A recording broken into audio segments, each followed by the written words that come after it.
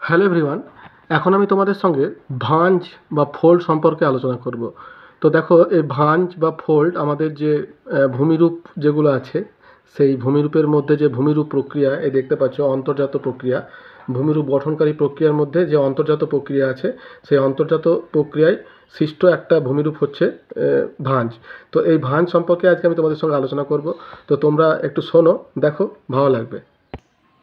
তাহলে দেখো, এই ভাঁজ ভূপৃষ্ঠে ভূমিরূপ গঠনকারী প্রক্রিয়া, অর্থাৎ অন্তর্জাত এবং বহির্জাত যে দুটো প্রক্রিয়া আছে, সেই দুটো প্রক্রিয়ার মধ্যে অন্তর্জাত প্রক্রিয়ায় যে সমস্ত ভূমিরূপ গঠিত হয় তার মধ্যে কিন্তু ভাঁজ হচ্ছে একটা গুরুত্বপূর্ণ একটা ভূমিরূপ।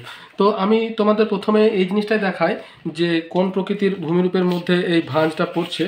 আগে সেই জিনিসটা আমি দেখানোর চেষ্টা করছি তোমাদের, যে ভাঁজের ভূমিরূপের যে শ্রেণীবিভাগ আছে, সেই শ্রেণীবিভাগের মধ্যে কীভাবে আমার ভাঁজকে আমরা আলাদা করতে পারছি যে এই জায়গাতে আছে। তো দেখো, আমরা ভূমিরূপ গঠনকারী যে প্রক্রিয়াগুলো আছে সেগুলো ভালো করে জানি। আমি আরও একবার দেখিয়ে দিই। ভূমিরূপ গঠনকারী প্রক্রিয়াগুলোকে তিনটে ভাগে ভাগ করছে। একটা হচ্ছে তোমার পার্থিব, একটা হচ্ছে তোমার অপার্থিব বা মহাজাগতিক, একটা হচ্ছে মানুষ সৃষ্ট। এই পার্থিবকে আবার দুটো ভাগে ভাগ করছে, একটা হচ্ছে অন্তর্জাত, একটা বহির্জাত। এবার অন্তর্জাত প্রক্রিয়াকে আবার দুটো ভাগে ভাগ করা হচ্ছে, সেটা হচ্ছে তোমার একটা হচ্ছে ধীর, একটা হচ্ছে আকস্মিক। আর বহির্জাতকে করছে তোমার তিনটে ভাগে: অবরোহণ বা ক্ষয়, আরোহণ, সঞ্চয় এবং জৈবিক প্রক্রিয়া। ঠিক আছে। এবার দেখো, ধীর যে প্রক্রিয়াগুলো আছে, সেই ধীর প্রক্রিয়াগুলোকে দেখো আবার চারটে ভাগে ভাগ করছে: মহীভাবক আলোড়ন, গিরিজনী আলোড়ন, ইউস্ট্যাটিক আলোড়ন এবং তোমার সমস্থিতিক আলোড়ন। এই যে গিরিজনী আলোড়ন যেটা আছে, এই গিরিজনী আলোড়নের ফলে কিন্তু ভাঁজের সৃষ্টি হয়ে থাকে। ঠিক আছে। তাহলে ভাঁজ তাহলে কোন প্রকৃতির ভূমিরূপ গঠনকারী প্রক্রিয়ার মধ্যে পড়ছে? প্রথমে হচ্ছে তোমার পার্থিব, দ্বিতীয় হচ্ছে অন্তর্জাত প্রক্রিয়া। অন্তর্জাত প্রক্রিয়ার মধ্যে তোমার ধীর ভূগাঠনিক আলোড়ন, এবং ধীর ভূগঠনিক আলোড়নকে যে চারটে ভাগে ভাগ করছে তার মধ্যে একটা ভাগ হচ্ছে গিরিজনী আলোড়ন। তাহলে এই গিরিজনী আলোড়নের ফলে কিন্তু ভাঁজের সৃষ্টি হয়। এবার আমরা ভাঁজ কাকে বলে বা ভাঁজের বিভিন্ন ভূমিরূপ, এগুলো সম্পর্কে আমরা কিন্তু এক এক করে আলোচনা করব। তাহলে প্রথম আমাদেরকে যেটা আলোচনা করতে হবে সেটা হচ্ছে যে ভাঁজ কাকে বলে, অর্থাৎ ভাঁজের যদি ডেফিনেশন চাই তাহলে আমরা কিভাবে লিখতে পারবো যে ভাঁজ কোন জিনিসটাকে বলে। তাহলে দেখো, ভাঁজ কথাটা থেকে আমরা বুঝতে পারছি কোনো একটা জিনিস যখন তোমার সংনমনের ফলে, দেখো, ভূ আলোড়নের ফলে সৃষ্ট সংনমন বলের প্রভাবে শিলাস্তরে তরঙ্গের সদৃশ যে বক্রতা সৃষ্টি হয় তাকে ভাঁজ বলে। তাহলে তরঙ্গের সদৃশ বক্রতা মানে কি? তরঙ্গ সদৃশ বক্রতা হচ্ছে, ধরো তরঙ্গ কোন জিনিসটাকে বলে? তরঙ্গ বলে এই জিনিসটাকে বলছে তরঙ্গ। তাহলে এই তরঙ্গ সদৃশ যে বক্রতা, অর্থাৎ তোমার যে পার্শ্ববর্তী তোমার চাপের ফলে এই যে ভূ অভ্যন্তরের যে পলি, সেই পলি চাপে যখন এরকম তোমার বক্রতা সৃষ্টি করছে, তরঙ্গ সদৃশ বক্রিত, ঠিক যেমন জলের তরঙ্গ হয় সেরকম যখন বক্রতা সৃষ্টি করছে তখন এটাকে বলছে তোমার ভাঁজ। ঠিক আছে। তাহলে এই জিনিসটাকে বলছে ভাঁজ। এরপর আমাদের কি জানতে হবে? ভাঁজের বৈশিষ্ট্যগুলি কি কি। তাহলে দেখো, এই যে ভাঁজ যে গঠিত হয় এইটার জন্য কিন্তু কতগুলো বৈশিষ্ট্য আছে, অর্থাৎ সব ভূমিতে কিন্তু ভাঁজ সৃষ্টি হয় না। অর্থাৎ যেমন ধরো, আমরা একটা কাঠের দণ্ডকে যদি আমরা তোমার মচকাই, তাহলে সেটা কি তোমার ভাঁজ হবে? হবে না, সেটা কিন্তু ভেঙে যাবে। তাহলে যখন ভেঙে যায়, ঠিক যেমন ওটা অন্যরকম। আবার যদি একটা তোমার তারকে, মানে লোহার যে তার আছে সেটাকে যদি বাঁকায়, তখন সেটা কিন্তু বেঁকে যাবে। আমাদের ভূমিরূপের মধ্যে যে ভূমি আছে, অর্থাৎ ভূমির যে ধরন, সেখানে কিন্তু ঠিক এইরকম কিছু কিছু উপাদান আছে। কিছু কিছু আছে যেগুলো ভাঁজপ্রাপ্ত হয়, আবার কিছু কিছু আছে যেগুলোতে ভাঁজপ্রাপ্ত হয় না। তাহলে যখন ভাঁজপ্রাপ্ত হবে তখন ভাঁজের সৃষ্টি হবে, আর যদি ভাঁজপ্রাপ্ত না হবে তখন অন্য ভূমিরূপ, যেমন চ্যুতির সৃষ্টি হবে। চ্যুতি সম্পর্কে তো পরে তোমাদের সঙ্গে আলোচনা করতেই হবে, এখন ভাঁজ সম্পর্কে আলোচনা করব। তো ভাঁজের যে বৈশিষ্ট্যগুলো আছে সেই বৈশিষ্ট্যগুলো দেখো আমরা এক এক করে আলোচনা করব। প্রথম সেটা হচ্ছে, ভাঁজ হলো শিলাস্তরের ঢেউয়ের মতো এক বা একাধিক বক্রতলের সমষ্টি। ঠিক এই যে তোমার এক বা একাধিক বক্রতলের সমষ্টি, এই যে বক্রতল, বেঁকানো তল। 2 নাম্বার কি? 2 নাম্বার হচ্ছে ভূ আলোড়নজনিত সংনমন বা সংকোচন বল দ্বারা ভাঁজ সৃষ্টি হয়। সংকোচন আর প্রসারণ দুটো কথা আছে। সংকোচন মানে চাপ দেওয়া, প্রসারণ মানে বেড়ে যাওয়া। তাহলে এটা কিন্তু সংকোচনের ফলে সৃষ্টি হয়, অর্থাৎ দুদিক থেকে যখন চাপ দেবে তখন মাঝের এই যে পলিরাশি আছে সেগুলো যখন তোমার চাপের ফলে যখন তরঙ্গায়িত হবে বা সংকুচিত হবে তখনও কিন্তু তোমার ভাঁজের সৃষ্টি হয়। এরপর দেখো কি আছে, বলছে প্রধান নমনীয় পাললিক শিলাস্তরে। তাহলে নমনীয় যে পাললিক শিলাস্তর, সেই শিলাস্তরেই কিন্তু ভাঁজের উপস্থিতি বেশি লক্ষ্য করা যায়। আর কি আছে, পাললিক শিলাস্তরে 10 থেকে 100 কিলোমিটার চওড়া ভাঁজ দেখা যায়, তবে কঠিন আগ্নেয় এবং রূপান্তরিত শিলায় কয়েক মিলিমিটার থেকে কয়েকশো মিটার চওড়া ভাঁজ কিন্তু দেখা যায়। এরপর কি, একটি ভাঁজে অক্ষ, অক্ষতল, নতি, আয়াম, গ্রন্থিবিন্দু, গ্রন্থিরেখা, উত্তল অংশ, অবতল অংশ, পাদবিন্দু, শীর্ষবিন্দু প্রভৃতি গাঠনিক উপাদানগুলো থাকে। এগুলো সব সম্পর্কে আমি তোমাদের সঙ্গে আলোচনা করব। এখন শুধুমাত্র বৈশিষ্ট্যগুলো বলছি। তারপর দেখো শিলার কাঠিন্যত্ব, দৃঢ়তা, অন্তর্জাত শক্তি, তাপ এবং চাপ সহ্যকারী ক্ষমতার তারতম্যের দ্বারা ভাঁজের গঠন নিয়ন্ত্রিত হয়। অর্থাৎ এই যে ভাঁজগুলো, যে একটা ভাঁজ থেকে আরেকটা ভাঁজের যে পার্থক্য, সেটা ভূমিরূপের হোক বা সৃষ্টিকারী শক্তির মধ্যে পার্থক্য হোক, সেগুলো কিন্তু সবই নিয়ন্ত্রণ করে এই কতগুলো জিনিস: শিলার কাঠিন্যত্ব, দৃঢ়তা, অন্তর্জাত শক্তি, তাপ এবং চাপ সহ্যকারী ক্ষমতা ইত্যাদি। এবারে ভূমিরূপ কী কী সৃষ্টি হয় ভাঁজ থেকে? ওই যে ভাঁজ সৃষ্ট হয়ে ভূমিরূপ, বিভিন্ন ভূমিরূপ যেমন ভঙ্গিল পর্বত, উপত্যকা, বৈপরীত্য ভূমিরূপ, হকব্যাক, কুয়েস্তা ইত্যাদি ভূমিরূপ গঠিত হয়। আর কোন কোন অঞ্চলে দেখা যায়? ওই যে সাধারণত অভিসারী পাত সীমান্ত অঞ্চল। অভিসারী মানে কি? যখন দুটো পাত পরস্পর মুখোমুখি হয় তখন সেটা অভিসারী, আর যখন পরস্পর থেকে দূরে সরে যায় তখন সেটা হচ্ছে প্রতিসারী। তাহলে অভিসারী পাত সীমান্ত বরাবর ভাঁজ সৃষ্টি হয়। যেমন হিমালয়, রকি, আন্দিজ প্রভৃতি ভঙ্গিল পর্বতগুলি ভাঁজের নির্দেশ বহন করে। তাহলে এই হচ্ছে তোমার ভাঁজের বৈশিষ্ট্য। দেখো এইখানে ভাঁজের যে বৈশিষ্ট্যগুলো বললাম, এই বৈশিষ্ট্যগুলো থেকে তোমাদেরকে কিন্তু ভাঁজের একটা খুব সামান্য সংক্ষিপ্ত সব কিছুই কিন্তু এখানে বলে দেওয়া হলো। এরপরে আমরা যেগুলো আলোচনা করব সেগুলো কিন্তু কি এইগুলোরই বিস্তারিত আমরা আলোচনাটা এবারে পরবর্তী ক্ষেত্রে আমরা করব। তাহলে দেখো বৈশিষ্ট্য হলো, এরপর বলছে যে কি প্রকৃতির ভূমিরূপ গঠনকারী প্রক্রিয়ায় ভাঁজের সৃষ্টি হয়।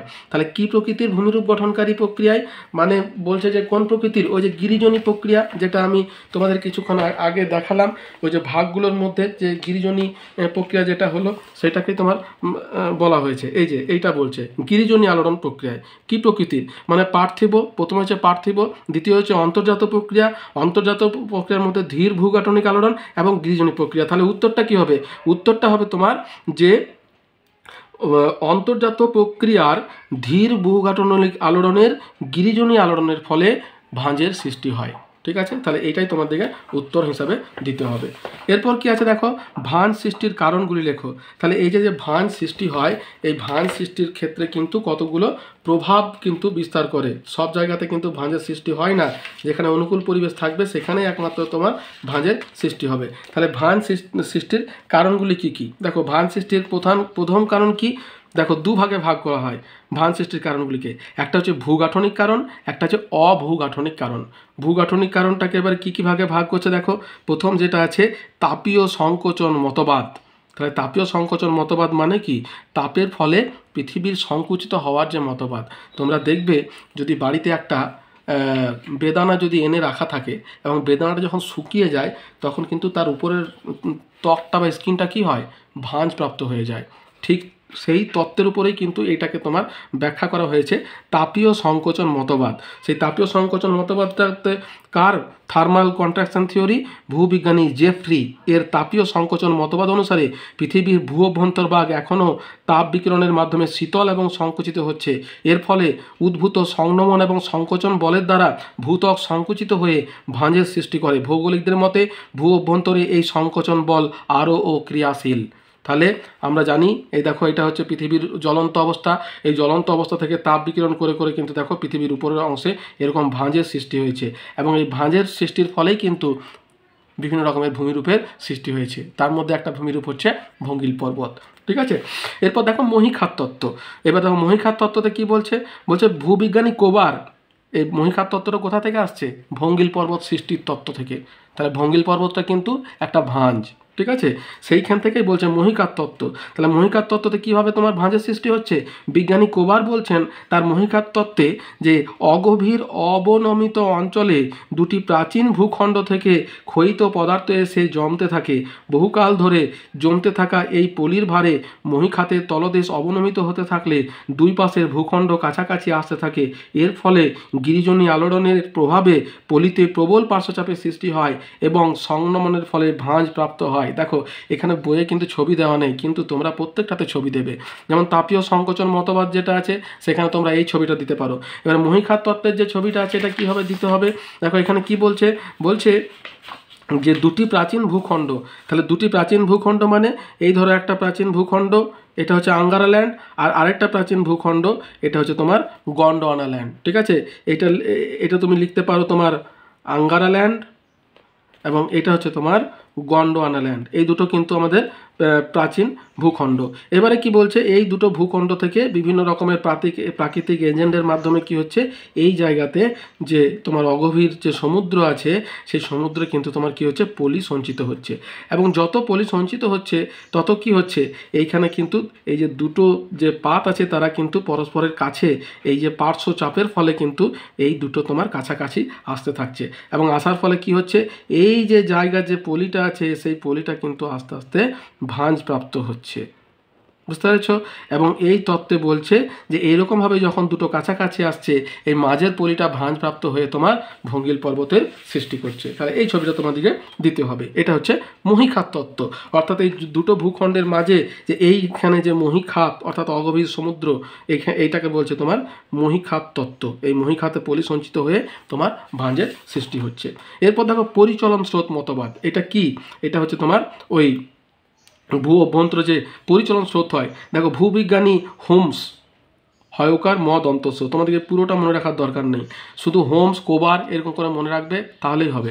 তাহলে হোমস এর পরিচলন স্রোত মতবাদ অনুসারে অ্যাস্থেনোস্ফিয়ারে গলিত পদার্থ সৃষ্টি হওয়ার পাশাপাশি দুটি পরিচলন স্রোত শীতল সীমান্তে নিম্নমুখী হলে এদের উপরিস্থ ভূত্বক পরস্পরের দিকে সরে এসে সংকোচন বলের সৃষ্টি করে, যার ফলে ভাঁজ সৃষ্টি হয়।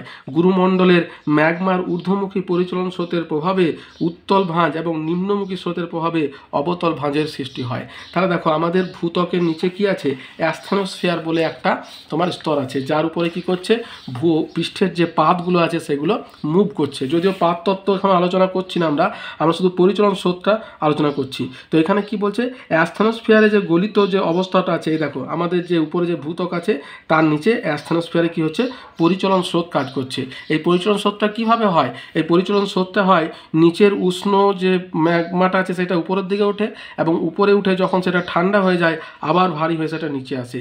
এইরকম করে কিন্তু পরিচলন স্রোত, আমরা যদি ধরো উনুনে জল গরম করতে দিই তাহলে জলের মধ্যে কিন্তু এই পরিচলন স্রোতটা কাজ করে এবং তার ফলে পুরো জলটা কিন্তু গরম হয়। প্রথমে নিচের অংশটা তোমার গরম হয়, সেই জলটা গরম হয়ে যখন হালকা হয়ে যায় তখন উপরে উঠে যায় এবং উপরে উঠে কি করে, উপরের শীতল জলটাকে কিন্তু নিচে নামতে বাধ্য করে, এবং সেটা নিচে এসে যখন আবার গরম হয় তখন আবার উপরে উঠে যায়। তাহলে এই যে তোমার একটা স্রোত কাজ করে, এই জিনিসটাকেই বলছে পরিচলন স্রোত। ঠিক ওই জলের হাঁড়ির মতোই কিন্তু পরিচলন স্রোতটা ভূ অভ্যন্তরে অ্যাস্থেনোস্ফিয়ার বলে যে স্তরটা আছে ভূপৃষ্ঠ থেকে প্রায় 100 কিলোমিটারের মধ্যে, সেই স্তরে তোমার এই পরিচলন স্রোতটা কাজ করে। তখন বলছে যখনই এই পরিচলন স্রোতটা কাজ করছে, এই দেখো এখানে এটা হচ্ছে তোমার ভূপৃষ্ঠের আরও অভ্যন্তরের দিক, এটা হচ্ছে ভূপৃষ্ঠ, এই দেখো এখানে লেখা আছে ভূপৃষ্ঠ, এখানে ভঙ্গিল পর্বতের সৃষ্টি হয়েছে। তার কারণ কি, এখানে দেখো দুটো পরিচলন কোষ, এই দেখো এই একটা কোষ, এই একটা কোষ, এই দুটো স্রোত কিন্তু বিপরীত মুখে কাজ করছে এবং যখনই কাজ করছে তখন এইখানে যে তোমার পলিটা আছে সেটা ভাঁজপ্রাপ্ত হয়ে ভঙ্গিল পর্বতের সৃষ্টি করছে। ঠিক আছে, তাহলে এইটা হচ্ছে পরিচলন স্রোতের মতবাদ। এরপর কি আছে, পাত সঞ্চালন। তাহলে দেখো এইগুলো আসার পরে তারপরে কিন্তু আসছে পাত সঞ্চালন তত্ত্ব। পাত সঞ্চালন তত্ত্বে কি বলছে, পাত সঞ্চালন তত্ত্বে বলছে যে পুরো পৃথিবী কতগুলো পাতে বিভক্ত, 7টি বড়, 8টি মাঝারি এবং 20টিরও বেশি উপপাতে, এবং সেইগুলো কি হচ্ছে এই পরিচলন স্রোতের দ্বারা কিন্তু মুভ করছে। সেই কথাটা এখানে বলা আছে। দেখো কি বলছে, পিঁচো, তাহলে পাত সংস্থান তত্ত্বের জনককে পিঁচো। পিঁচো পাত সঞ্চালন তত্ত্ব অনুসারে ভূ অভ্যন্তরে পরিচলন স্রোতের প্রভাবে পরস্পর বিপরীতমুখী তথা অভিসারী, হ্যাঁ দুটো কথা কিন্তু মনে রাখবে, অভিসারী আর প্রতিসারী। অভিসারী মানে মুখোমুখি, প্রতিসারী মানে বিপরীতমুখী। পাত সীমানা বরাবর সঞ্চিত পলিতে প্রবল অনুভূমিক পার্শ্বচাপের ফলে ভাঁজের সৃষ্টি হয়। এটি দুটিভাবে ঘটতে থাকে, দুটি মহাদেশীয় পাতে তথা ইউরেশীয় এবং ইন্দোনেশীয় অস্ট্রেলীয় পাতের মাঝে ভঙ্গিল পর্বত হিমালয় পর্বতের সৃষ্টি হয়েছে, আর একটি মহাদেশীয় এবং মহাসাগরীয় পাতের মাঝ বরাবর তথা প্রশান্ত মহাসাগরীয় ও আমেরিকান পাতের মাঝ বরাবর উত্তর আমেরিকার রকি, দক্ষিণ আমেরিকার আন্দিজ পর্বতের সৃষ্টি হয়েছে। তাহলে এই দুটো কি হচ্ছে, এ আর বি, এই দুটো হচ্ছে উদাহরণ হিসাবে এই দুটোকে তোমার দেওয়া হয়েছে। তোমরা চাইলে এটা দিতেও পারো, না দিতেও পারো। এরপরে দেখো কি বলছে, আগ্নেয় উদ্ভিদ। আগ্নেয় উদ্ভিদ মানে কি, অগ্নুদ্গম। তাহলে অগ্নুদ্গমটা কি গো, অগ্নুদ্গমটা হচ্ছে পৃথিবীর অভ্যন্তরে যে আগ্নেয় ম্যাগমা আছে সেই ম্যাগমাটা যখন বাইরে কোনো ফাটল দিয়ে বেরিয়ে আসে তখন সেটাকে অগ্নুদ্গম বলছে। তাহলে অগ্নুদ্গম তত্ত্বে কি বলছে, বলছে উদ্বেদী অগ্নুদ্গম। দেখো নিঃসারী আর উদ্বেদী দু রকমের উদ্গম হয়। নিঃসারী মানে যেটা তোমার কোনো ফাটল দিয়ে হঠাৎ করে বেরিয়ে আসে। আর উদ্বেদী তোমার ঠিক ইয়েতে দেখো ম্যাগমার উদ্বেদ, এই যে অংশে তোমার উদ্বেদ আসছে, উদ্বেদী অগ্নুৎপাতের ক্ষেত্রে ম্যাগমা শিলাস্তরের মধ্যে প্রবেশ করে ঊর্ধ্বমুখী চাপ দিতে থাকলে শিলাস্তর ফুলে ওঠে, ঊর্ধ্বভঙ্গের ন্যায় ভাঁজপ্রাপ্ত হয়। অর্থাৎ এই যে উদ্বেদী অগ্নুদ্গমের মাধ্যমে, অর্থাৎ যেটা বাইরে বেরিয়ে আসেনি সেটাকে বলছে উদ্বেদী, আর যেটা বেরিয়ে যায় সেটা হচ্ছে নিঃসারী। বুঝতে পেরেছো? তাহলে যে এই যে উদ্বেদী যে তোমার ম্যাগমা যেটা আছে সেটা কি করছে, ভূপৃষ্ঠে চাপের সৃষ্টি করছে, অর্থাৎ বাইরে বেরিয়ে আসার জন্য সে চাপ দিচ্ছে। ফলে কি হচ্ছে, যখনই চাপ দিচ্ছে তখন ভূপৃষ্ঠের উপরে যে তোমার নরম শিলা বা পাললিক শিলা যে আছে সেটা যখনই ভাঁজপ্রাপ্ত হচ্ছে তখনই কিন্তু ভাঁজের সৃষ্টি করছে, ভাঁজপ্রাপ্ত হয়। আবার ম্যাগমার মধ্যস্থ খনিজের বিষম প্রবাহ শিলাস্তরে ভাঁজ সৃষ্টি করে। ল্যাকোলিথ অধ্যুষিত অঞ্চলে পাললিক শিলাস্তরে এই ভাঁজের সৃষ্টি হয়, যেমন যুক্তরাষ্ট্রের কর্ডন পর্বত, হেনরি পর্বত সৃষ্টি হয়েছে। তাহলে এটা গেল তোমার আগ্নেয় উদ্বেগ, অর্থাৎ ভূ অভ্যন্তরে ম্যাগমার চাপ বলতে পারো।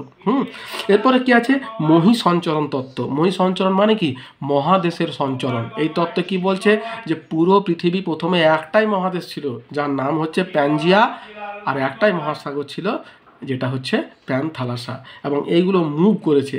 যখনই মুভ করেছে তখন ধরো কি হয়েছে, দুটো পাত যখন পরস্পর থেকে দূরে গেছে তখন কোনো জায়গাতে তো দুটো পরস্পরের কাছাকাছি এসেছে, যখনই কাছাকাছি এসেছে তখনই তার মাঝের পলি ভাঁজপ্রাপ্ত হয়ে ভঙ্গিল পর্বতের সৃষ্টি করেছে। এই জিনিসটা এখানে বলতে চাইছে। দেখো কি বলছে, বলছে ওয়েগনার। তাহলে মহীসঞ্চরণ তত্ত্বের প্রবক্তাকে ওয়েগনার, এটা মনে রাখবে। এর মহীসঞ্চরণ তত্ত্ব অনুসারে মহাদেশীয় ভূখণ্ডগুলি যা হচ্ছে প্যানজিয়া, হ্যাঁ, আনুভূমিক চলনের কারণে দৃঢ় মহাসাগরীয় ভূত্বকে বাধা পেলে মহাদেশের প্রান্তভাগে সঞ্চিত পলিরাশি কুঞ্চিত হয়, যেমন আন্দিজ এবং রকি পর্বতের ভাঁজ। বাস এটা করবে তাহলেই হবে। এরপর দেখো লবণ স্তরের ঊর্ধ্বক্ষেপণ, এগুলো লেস ইম্পর্টেন্ট প্রসেস, এগুলো সৃষ্টির কারণ, যদিও তোমরা এগুলো অল্প অল্প করে পড়বে, যদিও বইও দেখো অল্প অল্পই দেওয়া আছে। তাহলে লবণ স্তরের ঊর্ধ্বক্ষেপণ কি বলছে, বলছে ভূ অভ্যন্তরের শিলাস্তরে সঞ্চিত লবণ কোনো কারণে কেলাসে পরিণত হলে লবণ গম্বুজ গড়ে ওঠে। এই গম্বুজ শিলাস্তরে যে ঊর্ধ্বমুখী চাপ প্রয়োগ করে তার ফলে শিলাস্তরে উত্তল ভাঁজ গড়ে ওঠে। আর কি, তেজস্ক্রিয় মতবাদ, এটা কি, জলির তেজস্ক্রিয় মতবাদ অনুসারে কি বলছে, ভূত্বকের সীমা সিলিকা এবং ম্যাগনেসিয়াম, যেটা তোমার মহাসাগর এর ঘনত্বটা বেশি, ঠিক আছে, সিলিকা এবং ম্যাগনেসিয়াম, মহাসাগরের যে ভূত্বক সেটা কিন্তু সীমা দ্বারা গঠিত। স্তরে ভূঅভ্যন্তরে তেজস্ক্রিয় পদার্থের আণবিক বিদারণের মাধ্যমে সীমা স্তরের শিলারাশি নমনীয় হয়ে পড়ে, মানে সেটা কিন্তু নরম হয়ে পড়ে। এর ফলে শিয়াল স্তর বসে গিয়ে, শিয়াল মানে যেটা অপেক্ষাকৃত হালকা এবং কম ঘনত্বযুক্ত, বসে গিয়ে অবনমিত স্থান গঠিত হয়। এই স্থান সমুদ্রের আবির্ভাব ঘটে। জলের সংস্পর্শে তাপ কিছুটা প্রশমিত হলে সীমা স্তর কঠিন হতে থাকে। এভাবে কালক্রমে কঠিনতাপ্রাপ্ত সীমাস্তর উপরের শিয়াল স্তরে চাপ সৃষ্টি করায় ভাঁজ গঠিত হয়। তাহলে এটা গেল একটা প্রক্রিয়া। এরপর দেখো অভিকর্ষজ টান। অভিকর্ষ মানে কি, অভিকর্ষজ হচ্ছে তোমার প্রত্যেকটা জিনিসকে আকর্ষণ করছে, এটা হচ্ছে অভিকর্ষ। আর মাধ্যাকর্ষ মানে পৃথিবীর মধ্যে আকর্ষণ। তাহলে অভিকর্ষজ দুটোরই কিন্তু আবিষ্কর্তা হচ্ছে নিউটন, ঠিক আছে। এখানে কি বলছে, সমান্তরালভাবে বিন্যস্ত অধিক ঢালের নরম শিলাস্তরে অনেক সময় অভিকর্ষজ বলের প্রভাবে ভাঁজপ্রাপ্ত হয়। পর্বতের পাদদেশে সাহিত্য ভাঁজ এইভাবে সৃষ্টি হয়ে থাকে। আর কি, চ্যুতির সৃষ্টি, মানে চ্যুতির সৃষ্টি হলেও কিন্তু ভাঁজের সৃষ্টি হয়। কি বলছে, যে অনেক সময় চ্যুতির সৃষ্টির কারণে বিশেষ ধরনের ভাঁজ গড়ে ওঠে, যেমন উদ্ঘট্ট ভাঁজ। এইগুলো কিন্তু আমরা পরে বলছি, উদ্ঘট্ট ভাঁজ কোনটাকে বলছে। পন্টিক, টরাস, এলবুর্জ প্রভৃতি পর্বতে এই নিদর্শন দেখা যায়। তাহলে এটা গেল ভাঁজ সৃষ্টির ভূগাঠনিক কারণ, মানে টেকটনিক কারণ। এবারে 2 নম্বর কি আছে, অভূগাঠনিক কারণ বা নন টেকটনিক কারণ। এইগুলো কি আছে দেখো, টেকটনিক মানে কি, আর নন টেকটনিক কী কী কারণ আছে দেখো। বলছে অন্তর্জাত ভূগাঠনিক কারণ ছাড়াও, টেকটন মানেই হচ্ছে অন্তর্জাত, বুঝতে পেরেছো, আর নন টেকটন মানেই হচ্ছে বহির্জাত। তাহলে বলছে অন্তর্জাত কারণগুলি ছাড়াও কিছু বহির্জাত অভূগাঠনিক কারণেও ভাঁজ সৃষ্টি হয়। সেগুলি হলো, এক হচ্ছে পর্বতগাত্র থেকে শিলা স্খলন, যেটাকে আমরা বলতে পারি মাস ওয়াস্টিং, ঠিক আছে। বলছে সুউচ্চ পার্বত্য অঞ্চলে পর্বতের গা বেয়ে বিশাল আকৃতির শিলাখণ্ডের স্খলন ঘটলে ওই প্রচণ্ড ভারী শিলাখণ্ডের চাপে পর্বতগাত্রের কোমল শিলায় ভাঁজ পড়ে। আবার পর্বতের পাদদেশে শিলাখণ্ডটির পতনস্থলে স্বল্প পরিস্থর স্থান জুড়ে ভাঁজের সৃষ্টি হয়। এই দেখো, এটাকে বলছে শিলাস্খলন, অর্থাৎ যখন পার্বত্য অঞ্চল থেকে বিশাল প্রকৃতির শিলা যখন স্খলিত হবে বা এটাকে বলছে তোমার মাস ওয়াস্টিং বা পুঞ্জিত ক্ষয়ের মাধ্যমে যখন নিচের দিকে চলে আসবে, তখন কি হচ্ছে তার ধাক্কাতে কিন্তু কি হয় অনেক সময় ভাঁজের সৃষ্টি হয়, এটাকেই বলছে। তারপর দেখো হিমবাহ বা গ্লেসিয়ার। তাহলে গ্লেসিয়ারের ফলে কীভাবে সৃষ্টি হচ্ছে, হিমবাহ অধ্যুষিত অঞ্চলে বিশালায়তন বরফরাশির চাপে নিচের কোমল শিলাস্তর সংকুচিত হয়ে ভাঁজ সৃষ্টি হয়। আবার পর্বতের গা বেয়ে হিমবাহ নিচের দিকে নামার সময় পর্বত গাত্রের কোমল শিলাকে কুঁচিয়ে দেয়। এটা গেল তোমার হিমবাহ। এই তোমার এই শিলা স্খলনের মতোই, এটা শিলার দ্বারা গঠিত হয়, এটা হিমবাহের দ্বারা গঠিত হয়। এরপর দেখো রাসায়নিক দ্রবণ। শিলাস্তরের মধ্যে থাকা খনিজ উপাদানগুলি রাসায়নিক বিক্রিয়ায় আয়তনে বৃদ্ধি পেলে তার চাপে শিলা ভাঁজপ্রাপ্ত হয়। যেমন ক্যালসিয়াম সালফেট জিপসামে পরিণত হলে আয়তনে প্রায় 40% বৃদ্ধি পায় এবং তার ফলে আনুভূমিক চাপে কিন্তু শিলায় ভাঁজের সৃষ্টি হয়। আর অন্যান্য কারণ কি, অনেক সময় দুটি কঠিন শিলার মাঝে কোমল শিলাস্তর অবস্থান করে।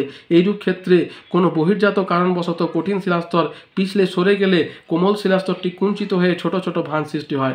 2 নম্বর কি, ভূত্বকের কোনো নমনীয় অংশে লাভা সঞ্চিত হতে থাকলে কিংবা পলি জমতে থাকলে নিম্নমুখী চাপের প্রভাবে শিলাস্তরে অবতল ভাঁজের সৃষ্টি হয়। তাহলে এই হচ্ছে তোমার দুটো কারণ, একটা হচ্ছে ভূগাঠনিক বা অভ্যন্তরস্থ বা টেকটনিক কজেস, আর একটা হচ্ছে অভূগাঠনিক বা বহির্জাত নন টেকটনিক কজেস। তাহলে দেখো ভাঁজ সৃষ্টির জন্য কিন্তু এই কারণগুলিই তোমার সাধারণত দায়ী থাকে। তবে এইগুলোর মধ্যে টেকটনিক কারণ যেটা আছে এটাই কিন্তু মুখ্য, নন টেকটনিক কারণটা কিন্তু গৌণ।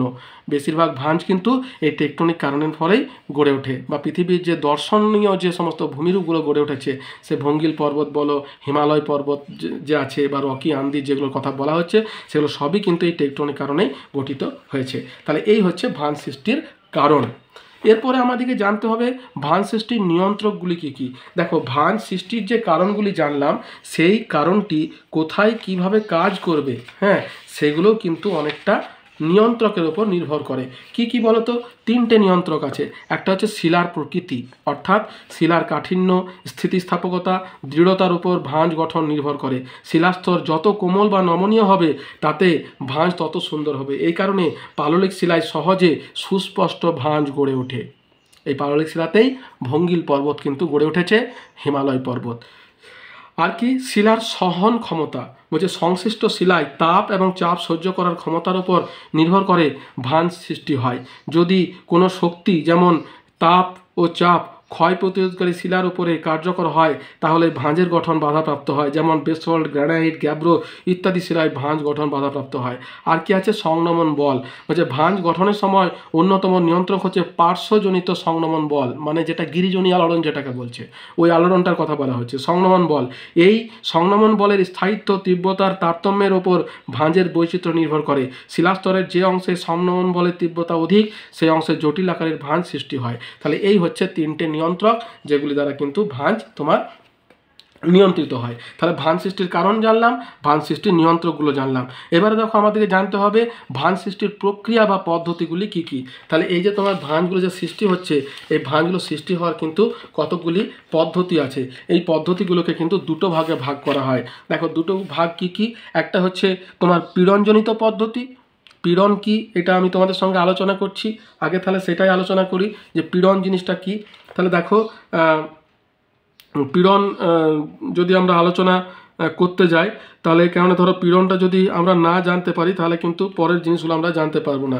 তাহলে প্রথমে আমরা এই প্রশ্নটাই আলোচনা করি যে পীড়ন কাকে বলে, পীড়নের শ্রেণীবিভাগ। তার আমাদের নিয়ন্ত্রক যে আছে, তোমার নিয়ন্ত্রক হলো, এরপরে আমাদের কিন্তু এই জায়গাতে পীড়নটা কিন্তু আমাদেরকে জানতে হবে, ঠিক আছে। পীড়ন, তাহলে পীড়নটা আমাদের যেটা আছে, দেখো এইখানে এরকম জায়গাতে পীড়ন আছে 35টা। আমাদের পীড়ন সম্পর্কে এবার আমি তোমাদের সঙ্গে আলোচনা করছি। পীড়ন জিনিসটা কি। তাহলে পীড়ন মানে কি, পীড়ন মানে পীড়া দেওয়া। অর্থাৎ আমি যদি তোমাকে লাঠি দিয়ে মারি তাহলে তোমার গায়ে কি হবে, লাগবে। এই লাগা, এইটাকেই বলছে পীড়ন। পীড়া দেওয়া, পীড়া দেওয়াটাকেই বলছে পীড়ন। তাহলে পীড়া কোন জায়গাতে হয়, যে জায়গাতে তোমার ভাঁজটা বেশি হয়, অর্থাৎ তোমার গায়ে যে জায়গাতে সব থেকে বেশি লাগবে সেখানে পীড়াটা তো সব থেকে বেশি হবে। তাহলে সেটাকেই বলছে পীড়ন। ধরো যখন ভাঁজ দেওয়া হবে, ধরো সাপোজ এই পেনটাকে আমি ধরো ভাঁজ করার চেষ্টা করছি, তাহলে সব থেকে বেশি মাঝখানে যে জায়গাতে তোমার পীড়াটা সব থেকে বেশি অনুভূত হবে, ঠিক আছে, সেইটাই হচ্ছে তোমার পীড়ন। দেখো বলছে বাইরের থেকে বল প্রয়োগ করলে কোনো বস্তুর ওপর চাপ দিলে ওই চাপকে প্রতিরোধ করার জন্য বস্তুর ভিতর থেকে যে প্রতিক্রিয়া বলের সৃষ্টি হয় সেই দুই বিপরীতমুখী বলের সামঞ্জস্যপূর্ণ ক্রিয়া প্রতিক্রিয়াকে স্ট্রেস বা পীড়ন বলে। এবার কি পীড়নের মাত্রা, বলছে কোনো বস্তুর ওপর ক্রিয়াশীল সামগ্রিক বলকে বস্তুর আয়তন দিয়ে ভাগ করলে প্রতি একক ক্ষেত্রফলে প্রাপ্ত বলের পরিমাণ হলো পীড়নের মাত্রা। পীড়ন ইজ ইকুয়াল টু বাধা প্রদানকারী বল ডিভাইডেড বাই ক্ষেত্রফল। এটা হচ্ছে পীড়নের পীড়ন হচ্ছে দু রকমের, একটা হচ্ছে তোমার বিচ্যুতি পীড়ন, একটা হচ্ছে স্বাভাবিক পীড়ন। বিচ্যুতি পীড়ন কোনটাকে বল, তাহলে বিচ্যুতি পীড়ন কোনটা, যেটা বিচ্যুতির ফলে যে পীড়নটা হচ্ছে সেটাকে বলছে বিচ্যুতি পীড়ন। এবং দেখো এই বিচ্যুতি পীড়ন বস্তুর তল বরাবর বিপরীত দুটি বল কাজ করলে যে পীড়ন সৃষ্টি হয় তাকে কিন্তন পীড়ন বা বিচ্যুত পীড়ন বলে। এর ফলে ট্রান্সফর্ম চ্যুতির সৃষ্টি হয়। ট্রান্সফর্ম চ্যুতি কোনটাকে বলছে, যখন দুটো পাশাপাশি যখন হয় তখন সেটাকে ট্রান্সফর্ম চ্যুতি বলছে। আর স্বাভাবিক পীড়ন কোনটাকে বলছে, বলছে বস্তুর তলের ওপর লম্বভাবে আরোপিত বলের প্রভাবে যে পীড়ন ঘটে তাকে স্বাভাবিক পীড়ন বলে। এই পীড়ন দুভাবে ক্রিয়াশীল হয়, একটা হচ্ছে চাপ পীড়ন বা সংনমন বা কম্প্রেস, বলছে পরস্পরমুখী দুটি বল কাজ করলে যে পীড়ন কাজ করে তাকে চাপ পীড়ন বা সংনমন পীড়ন বলে, ফলে শিলায় ভাঁজ পড়ে। আর টান পীড়ন বা প্রসারণ কোনটাকে বলছে, যে পরস্পর বিপরীতমুখী বলের প্রভাবে যে পীড়ন ঘটে তাকে টান পীড়ন বা প্রসারণ বলে। টান পীড়নের জন্য কিন্তু তোমার ভাঁজের সৃষ্টি হয় না, তোমার এই যে চাপ পীড়ন যেটা এটার জন্য কিন্তু ভাঁজের সৃষ্টি হয়। তাহলে আমরা পীড়ন সম্পর্কে জানতে পারলাম। এরপর আমাদের যেটা আছে সেটা হচ্ছে যে শিলাস্তরে ভাঁজ সৃষ্টির প্রক্রিয়া বা পদ্ধতিগুলি আলোচনা করো, যেটা আমাদের প্রথমে আলোচনা করছিলাম, পরে ওখান থেকে আবার ঘুরে এলাম। তাহলে দেখো শিলাস্তরে ভাঁজ সৃষ্টির প্রক্রিয়াগুলিকে আমরা দুটো ভাগে ভাগ করছি। একটা হচ্ছে পীড়নজনিত পদ্ধতি, যেটা নিয়ে আমি এখনই আলোচনা করলাম, আর একটা হচ্ছে জ্যামিতিক পদ্ধতি, মানে তোমার ওই জ্যামিতি অর্থাৎ তাদের গঠনগত যে সেটাকে বলে জ্যামিতিক পদ্ধতি। এবারে পীড়নজনিত পদ্ধতিকে দুটো ভাগে ভাগ করছে, একটা হচ্ছে বাকলিং পদ্ধতি, একটা হচ্ছে ব্যান্ডিং পদ্ধতি। আর জ্যামিতিক পদ্ধতিটাকে দেখো দুটো ভাগে ভাগ করছে, একটা বক্রণ ভাঁজ প্রক্রিয়া, একটা হচ্ছে বিষম সহজ কৃন্তন প্রক্রিয়া। বক্রণ ভাঁজকে আবার দুটো ভাগে ভাগ করছে, বলছে আনত সরণ প্রক্রিয়া এবং বক্রণ প্রবাহ প্রক্রিয়া। তাহলে এই হচ্ছে একটা তোমার সর্বাঙ্গীন। এবার আমরা এক এক করে তোমার জানবো। প্রথমে কি আছে, সংযুক্ত পীড়ন পদ্ধতি। তাহলে সংযুক্ত পীড়ন পদ্ধতি কোনটাকে বলছে দেখো, বা পীড়ন পদ্ধতি। সংযুক্ত পীড়ন পদ্ধতিকে তোমরা শুধু পীড়ন পদ্ধতি বলতে পারো, কোনো অসুবিধা নেই। পীড়ন পদ্ধতি বলছে শিলাস্তরের উপর ক্রিয়াশীল বলই হলো পীড়ন। এই পীড়নের মাত্রা এবং দিক অনুসারে দুটি পদ্ধতিতে ভাঁজ সৃষ্টি হয়, একটা হচ্ছে বাকলিং পদ্ধতি। তাহলে বাকলিং পদ্ধতি কোনটাকে বলছে, বলছে শিলাস্তরের সমান্তরালে দুটি বল সংনমন বল কার্যকরী হয়ে শিলাস্তরের তরঙ্গের ন্যায় বেঁকে যাওয়ার পদ্ধতিটাকে বাকলিং বলে। তাহলে বাক কোনটাকে, বাক মানে বেঁকে যাওয়া। তাহলে শিলাস্তরে যখন ভাঁজ পেয়ে, এই দেখো এই যে ঊর্ধ্ব বাকলিং নিম্ন বাকলিং, যখন শিলাস্তরে এরকম ভাঁজ পড়ছে, এই ছবিটাই তোমরা আঁকতে পারো। মাঝে হচ্ছে তোমার গ্রন্থি এগুলো তো আবার পরে আমি আলোচনা করছি ভাঁজের উপাদানগুলিতে। তো দেখো এইখানে হচ্ছে গ্রন্থি, এবং যখন দুদিক থেকে যখন প্রেসার, এই দেখো এইদিকে প্রেসার আসছে, এইদিকে প্রেসার আসছে, এবং এইটা কি হচ্ছে, এই যে এটা হচ্ছে একটা সাধারণ প্লেট, এবং এইটা যখন ভাঁজ পেয়ে এটা পলি, এবং এখানে হয়ে বাকলিং, এই উপরের অংশটাকে বলছে ঊর্ধ্ববাক, নিচেরটাকে বলছে নিম্নবাক। তাহলে এই পদ্ধতিটাকে বলছে বাকলিং পদ্ধতি। এর বৈশিষ্ট্য কি, বলছে এই পদ্ধতিতে সংনমন বল সমগ্র শিলাস্তরকে মোড়কের মতো বাঁকিয়ে দেয়। 2 নম্বর কি, এই পদ্ধতিতে সৃষ্ট ভাঁজের উত্তল অংশে টান, অবতল অংশে সংকোচন বল ক্রিয়াশীল হয়। 3 হচ্ছে ভাঁজের এই উত্তল অংশকে ঊর্ধ্ব বাকলিং এবং অবতল অংশকে নিম্ন বাকলিং বলে। 4 কি, উত্তল ও অবতল অংশের মধ্যবর্তী স্থান বা তল যেখানে টান বা পীড়ন থাকে না তাকে পীড়ন মুখ তল বলে। তাহলে এটা গেল তোমার 3টে অংশ। এরপর দেখো বেন্ডিং বাকলিং, মানে ব্যান্ড বাকলিং কোনটাকে বলছে। ব্যান্ডিং বাকলিং কোনটাকে বলছে, শিলাস্তরে আড়াআড়িভাবে সংনমন বল কার্যকরী হলে, দেখো এইটা এরকমভাবে হচ্ছে, ওই বলটা কিন্তু কি উপর নিচে কাজ করবে। এই দেখো এই যে ধরো এটা হচ্ছে তোমার ওই প্লেটটা, এই উপর থেকে পীড়নটা কাজ করছে আড়াআড়িভাবে, এটা তোমার পাশাপাশি কাজ করছিল, এটা কিন্তু আড়াআড়ি মানে উপর নিচে কাজ করবে। শিলাস্তরে আড়াআড়িভাবে সংনমন বল কার্যকরী হলে শিলাস্তরটি বলয়ের ন্যায় বাঁক নিয়ে ভাঁজ প্রাপ্ত হয়, একে বেন্ডিং পদ্ধতি বলে। যখনই বল প্রয়োগ হলো, দেখো দ্বিতীয় স্তরে কিন্তু কি হলো, এইটা তোমার বেঁকে গেল। বৈশিষ্ট্য কি, এক্ষেত্রে সংনমন বল শিলাস্তরের উপর নিচ উভয় দিকে ক্রিয়াশীল হয়ে থাকে। 2 কি, এই পদ্ধতিতে শিলাস্তর স্থিতিস্থাপক বিমের মতো বাঁক নেয়। 3 কি, এক্ষেত্রে শিলায় হালকা বা মৃদু ভাঁজের সৃষ্টি হয়। তাহলে এটা গেল তোমার বেন্ডিং। তাহলে আমরা পীড়নজনিত পদ্ধতিটা সম্পর্কে জানলাম। এরপরে আমরা জানবো জ্যামিতিক পদ্ধতি সম্পর্কে। তাহলে জ্যামিতিক পদ্ধতিটাকে প্রথমে কি বলছে, তোমার জ্যামিতিক পদ্ধতির মধ্যে প্রথমেই যেটা আছে সেটা হচ্ছে তোমার বক্রণ ভাঁজ এবং বিষম ভাঁজ, বক্রণ ভাঁজ প্রক্রিয়া এবং বিষম সহজ কৃন্তন প্রক্রিয়া। তাহলে দেখো প্রথমে আমরা ওই বক্রণ ভাঁজের মধ্যে প্রথম যেটা আছে, বক্রণ ভাঁজের মধ্যে প্রথম দেখো আছে সরণ প্রক্রিয়া, আনত সরণ প্রক্রিয়া এবং বক্রণ প্রবাহ প্রক্রিয়া। তাহলে আনত সরণ প্রক্রিয়াটা এবার আমরা আলোচনা করব। তাহলে আনত সরণ প্রক্রিয়া কোনটাকে বলছে দেখো, জ্যামিতিক পদ্ধতি বিশেষ স্তরায়ন তলের সমান্তরালে বা আড়াআড়িভাবে আরোপিত বল যখন গতি সঞ্চার সৃষ্টি করে ভাঁজের সৃষ্টি করে তখন তাকে সরণজনিত পদ্ধতি বা জ্যামিতিক পদ্ধতি বলা হয়। এটিকে দুটি ভাগে ভাগ করা হয়, একটা সরণ প্রক্রিয়া। সরণ প্রক্রিয়া কি বলছে, আনুভূমিকভাবে বিস্তৃত শিলাস্তর, আনুভূমিক মানে এরকমভাবে প্যারালালি, আনুভূমিকভাবে বিস্তৃত শিলাস্তরের ওপর সংনমনজনিত বলের প্রভাবে শিলার স্তরগুলি বক্রতা অনুসরণ করে সমান্তরালভাবে সরণকে আনত সরণ প্রক্রিয়া বলে। তাহলে যখনই বলটা এরকম করে কাজ করছে তখন যখন এখানে ভাঁজটা পড়ছে তখন সেটাকে আনত সরণ প্রক্রিয়া বলছে। আনত সরণ প্রক্রিয়া কীভাবে কাজ করছে বলছে, এই পদ্ধতিতে শিলাস্তরের দুই প্রান্তে স্তরায়ন তলের সমান্তরালে পীড়ন সর্বাধিক হয় এবং গ্রন্থির দিকে তা ক্রমশ হ্রাস পেয়ে গ্রন্থিরেখায় শূন্য হয়ে যায়। প্রান্তে পীড়ন সবচেয়ে বেশি কার্যকরী হওয়ায় শিলাস্তরগুলি ধনুকের মতো ওপরের দিকে অথবা নিচের দিকে বাঁক নেয়। এক্ষেত্রে তোমার স্তরায়ন তল বরাবর শিলাস্তরগুলি বক্রতাকে অনুসরণ করে সমান্তরালভাবে বাইরের দিকে অথবা ভেতরের দিকে সরতে থাকে, যা স্তর সমান্তরাল সরণ নামে পরিচিত। একটা মোটা বইকে বা তাসের বান্ডিলকে ভাঁজ করলে পাতাগুলি বা তাসগুলি বক্রতা অনুসারে যেভাবে সরে যায় ঠিক সেইভাবে শিলাস্তরের স্তরগুলি সমান্তরাল সরণ ঘটে। অর্থাৎ ধরো একটা মোটা বইকে বা কতগুলো পৃষ্ঠাকে, যেমন ধরো এইটা কতগুলো পৃষ্ঠা, এটাকে যদি আমরা ভাঁজ করি তাহলে এই যে তোমার অংশটা আসছে এইভাবে তোমার এটা তোমার ভাঁজপ্রাপ্ত হয়। এবারে 2 নাম্বার কি বলছে, বিষম সহজ বক্রণ প্রবাহ প্রক্রিয়া। তাহলে আনত সরণ প্রক্রিয়াটা সম্পর্কে আলোচনা করলাম, এবারে বক্রণ প্রবাহ প্রক্রিয়াটা সম্পর্কে আমরা আলোচনা করব। তাহলে বক্রণ প্রবাহ প্রক্রিয়া দেখো, এইখানে বক্রণ প্রবাহ প্রক্রিয়া সম্পর্কে কী বলছে, যে ভাঁজ সৃষ্টির এই পদ্ধতি কঠিন বা দৃঢ় শিলাস্তরের তুলনায় নমনীয় শিলাস্তরে অধিক কার্যকরী হয়। দেখো এই যে এরকম তোমার প্রবাহ প্রক্রিয়া, অর্থাৎ এটা ওইটার থেকে ক্রমশ নমনীয় এরকম করে ভাঁজটা প্রাপ্ত হচ্ছে। ঠিক যেমন ওই নদীর শেষ অবস্থায় যেমন তোমার অশ্বক্ষ আকৃতির হ্রদের সৃষ্টি হয় না, সেরকম পদ্ধতিতে এটা তোমার ভাঁজ প্রাপ্ত হচ্ছে। বলছে শিলাস্তরে অধিক ক্রিয়াশীল হয়। দুর্বল নমনীয় শিলাস্তর লবণ শিলা অনেক সময় তরল বা সান্দ্র পদার্থের ন্যায় আচরণ করে। এই অবস্থায় ওই শিলাস্তরে প্রবল পার্শ্বচাপ বা সংনমন বল কার্যকরী হলে শিলাস্তরটি ভাঁজের রূপ নেয়, তাই ভাঁজ প্রবাহ ভাঁজ নামে পরিচিত। ঠিক আছে, তাহলে এটা গেল তোমার প্রবাহ ভাঁজ। এরপরে আমাদের কি আলোচনা করতে হবে, জ্যামিতিক পদ্ধতির মাধ্যমে বিষম সহজ কৃন্তন প্রক্রিয়া। তাহলে বিষম সহজ কৃন্তন প্রক্রিয়াটা কি বলছে, শিলার স্তরায়ন তল বরাবর পীড়ন আড়াআড়িভাবে কার্যকরী হলে ফাটল বরাবর শিলায় যে সরণ ঘটে তাকে বিষম সহজ কৃন্তন ভাঁজ প্রক্রিয়া বলে। তাহলে এই দেখো এরকম করে কাজ করছে। ধরো এইটা হচ্ছে তোমার শিলাস্তর পরপর আড়াআড়ি হয়ে আছে এবং সংনমন বলটা কিন্তু এরকমভাবে তোমার কাজ করছে এবং তার ফলে কি হচ্ছে দেখো এইরকম করে যখন তোমার শিলাটা ভাঁজপ্রাপ্ত হচ্ছে। বলছে প্রক্রিয়াটা কি, টান বা প্রসারণজনিত বলের প্রভাবে পাললিক শিলা স্তরায়ন তলের আড়াআড়ি অনেকগুলো সমান্তরাল ফাটল দ্বারা অসংখ্য ফালিতে বিভক্ত হয়ে পড়ে। প্রত্যেকটি ফাটল প্রকৃতপক্ষে অতি ক্ষুদ্র ক্ষুদ্র চ্যুতিকে নির্দেশ করে।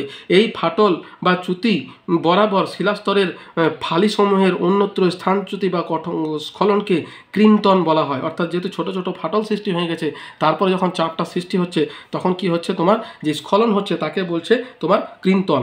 স্তরায়ন তলের সমান্তরালে পীড়ন কার্যকরী না হয়ে আড়াআড়িভাবে কার্যকরী হলে এই কৃন্তনজনিত সরণ ঘটে।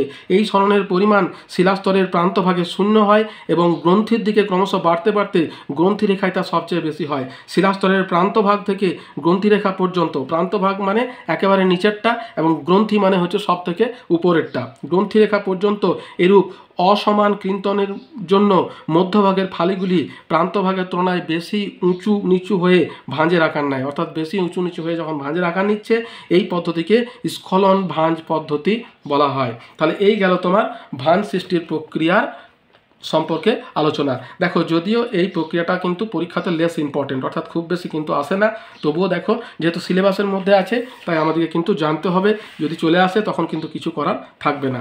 তাহলে দেখো এই প্রক্রিয়াটা হলো।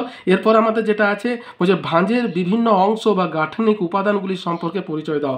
অর্থাৎ একটা ভাঁজের যে বিভিন্ন উপাদানগুলো আছে কি কি, কোন অংশটাকে কি বলে, কোনটাকে বাহু বলে, কোনটাকে অক্ষ বলে, কোনটাকে তোমার ওই আয়াম বলে, এই সমস্তগুলো কিন্তু এবারে বলছে। তাহলে দেখো এইগুলিকে একত্রে গাঠনিক, তাহলে ভাঁজের গাঠনিক উপাদান কোনটাকে বলছে? বলছে একটি ভাঁজের বিভিন্ন অংশ থাকে, এইগুলিকে একত্রে গাঠনিক উপাদান বলা হয়। এই দেখো এটা হচ্ছে তোমার গাঠনিক উপাদান। এগুলি হলো, এক নম্বর হচ্ছে ভাঁজের অক্ষ, অক্ষতল, বাহু, নতি, আয়াম, গ্রন্থিবিন্দু, তারপরে বলয়, তারপরে আছে শীর্ষবিন্দু, পাদবিন্দু, ঊর্ধ্ব এবং অধভঙ্গ এবং তরঙ্গ দৈর্ঘ্য, বক্রতা পরিবর্তন বিন্দু এবং রেখা, অক্ষতলীয় বেদ এবং সমকোণীয় বেদ, আচ্ছাদন তল ও বিস্তার, উদ্বেদ এবং স্তরায়ন তল। তাহলে এইগুলো সম্পর্কে এবারে আমাদেরকে এক এক করে জানতে হবে, ঠিক আছে? তাহলে এতগুলো উপাদান কিন্তু তোমার আমাদের ভাঁজের মধ্যে কিন্তু রয়েছে। তাহলে প্রথম যেটা আছে, এবারে আমি তোমাদের সঙ্গে এক এক করে আলোচনা করব।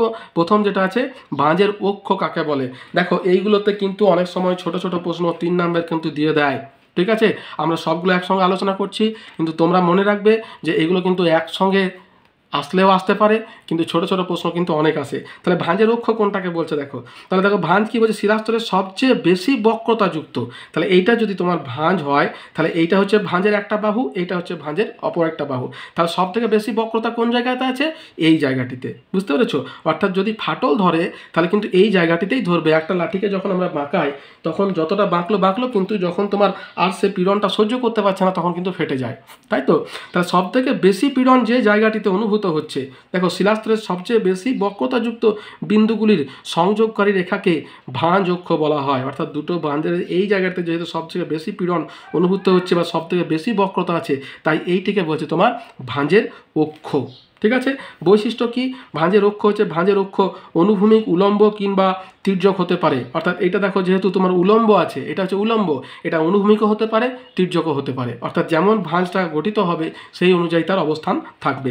2 নম্বর কি? ভাঁজের অক্ষ গ্রন্থিরেখার সমান্তরালে অবস্থান করে। 3 ভাঁজের উঁচু অক্ষ রেখাকে ঊর্ধ্বভঙ্গীয় অক্ষ, নিচু অংশের অক্ষকে অধোভঙ্গীয় অক্ষ বলা হয়। 4 কি? ভাঁজপ্রাপ্ত শিলায় এই অক্ষ বরাবর ভাঙন শুরু হয়, তাই এর অপর নাম ভঙ্গাক্ষ। তাহলে এই জায়গাতে যেহেতু পীড়নটা বেশি হয় তাই ক্ষয়টাও কিন্তু এখানে সব থেকে আগে হয় এবং তাড়াতাড়ি হয়, তার জন্য এখানে বলছে তোমার ভঙ্গাক্ষ।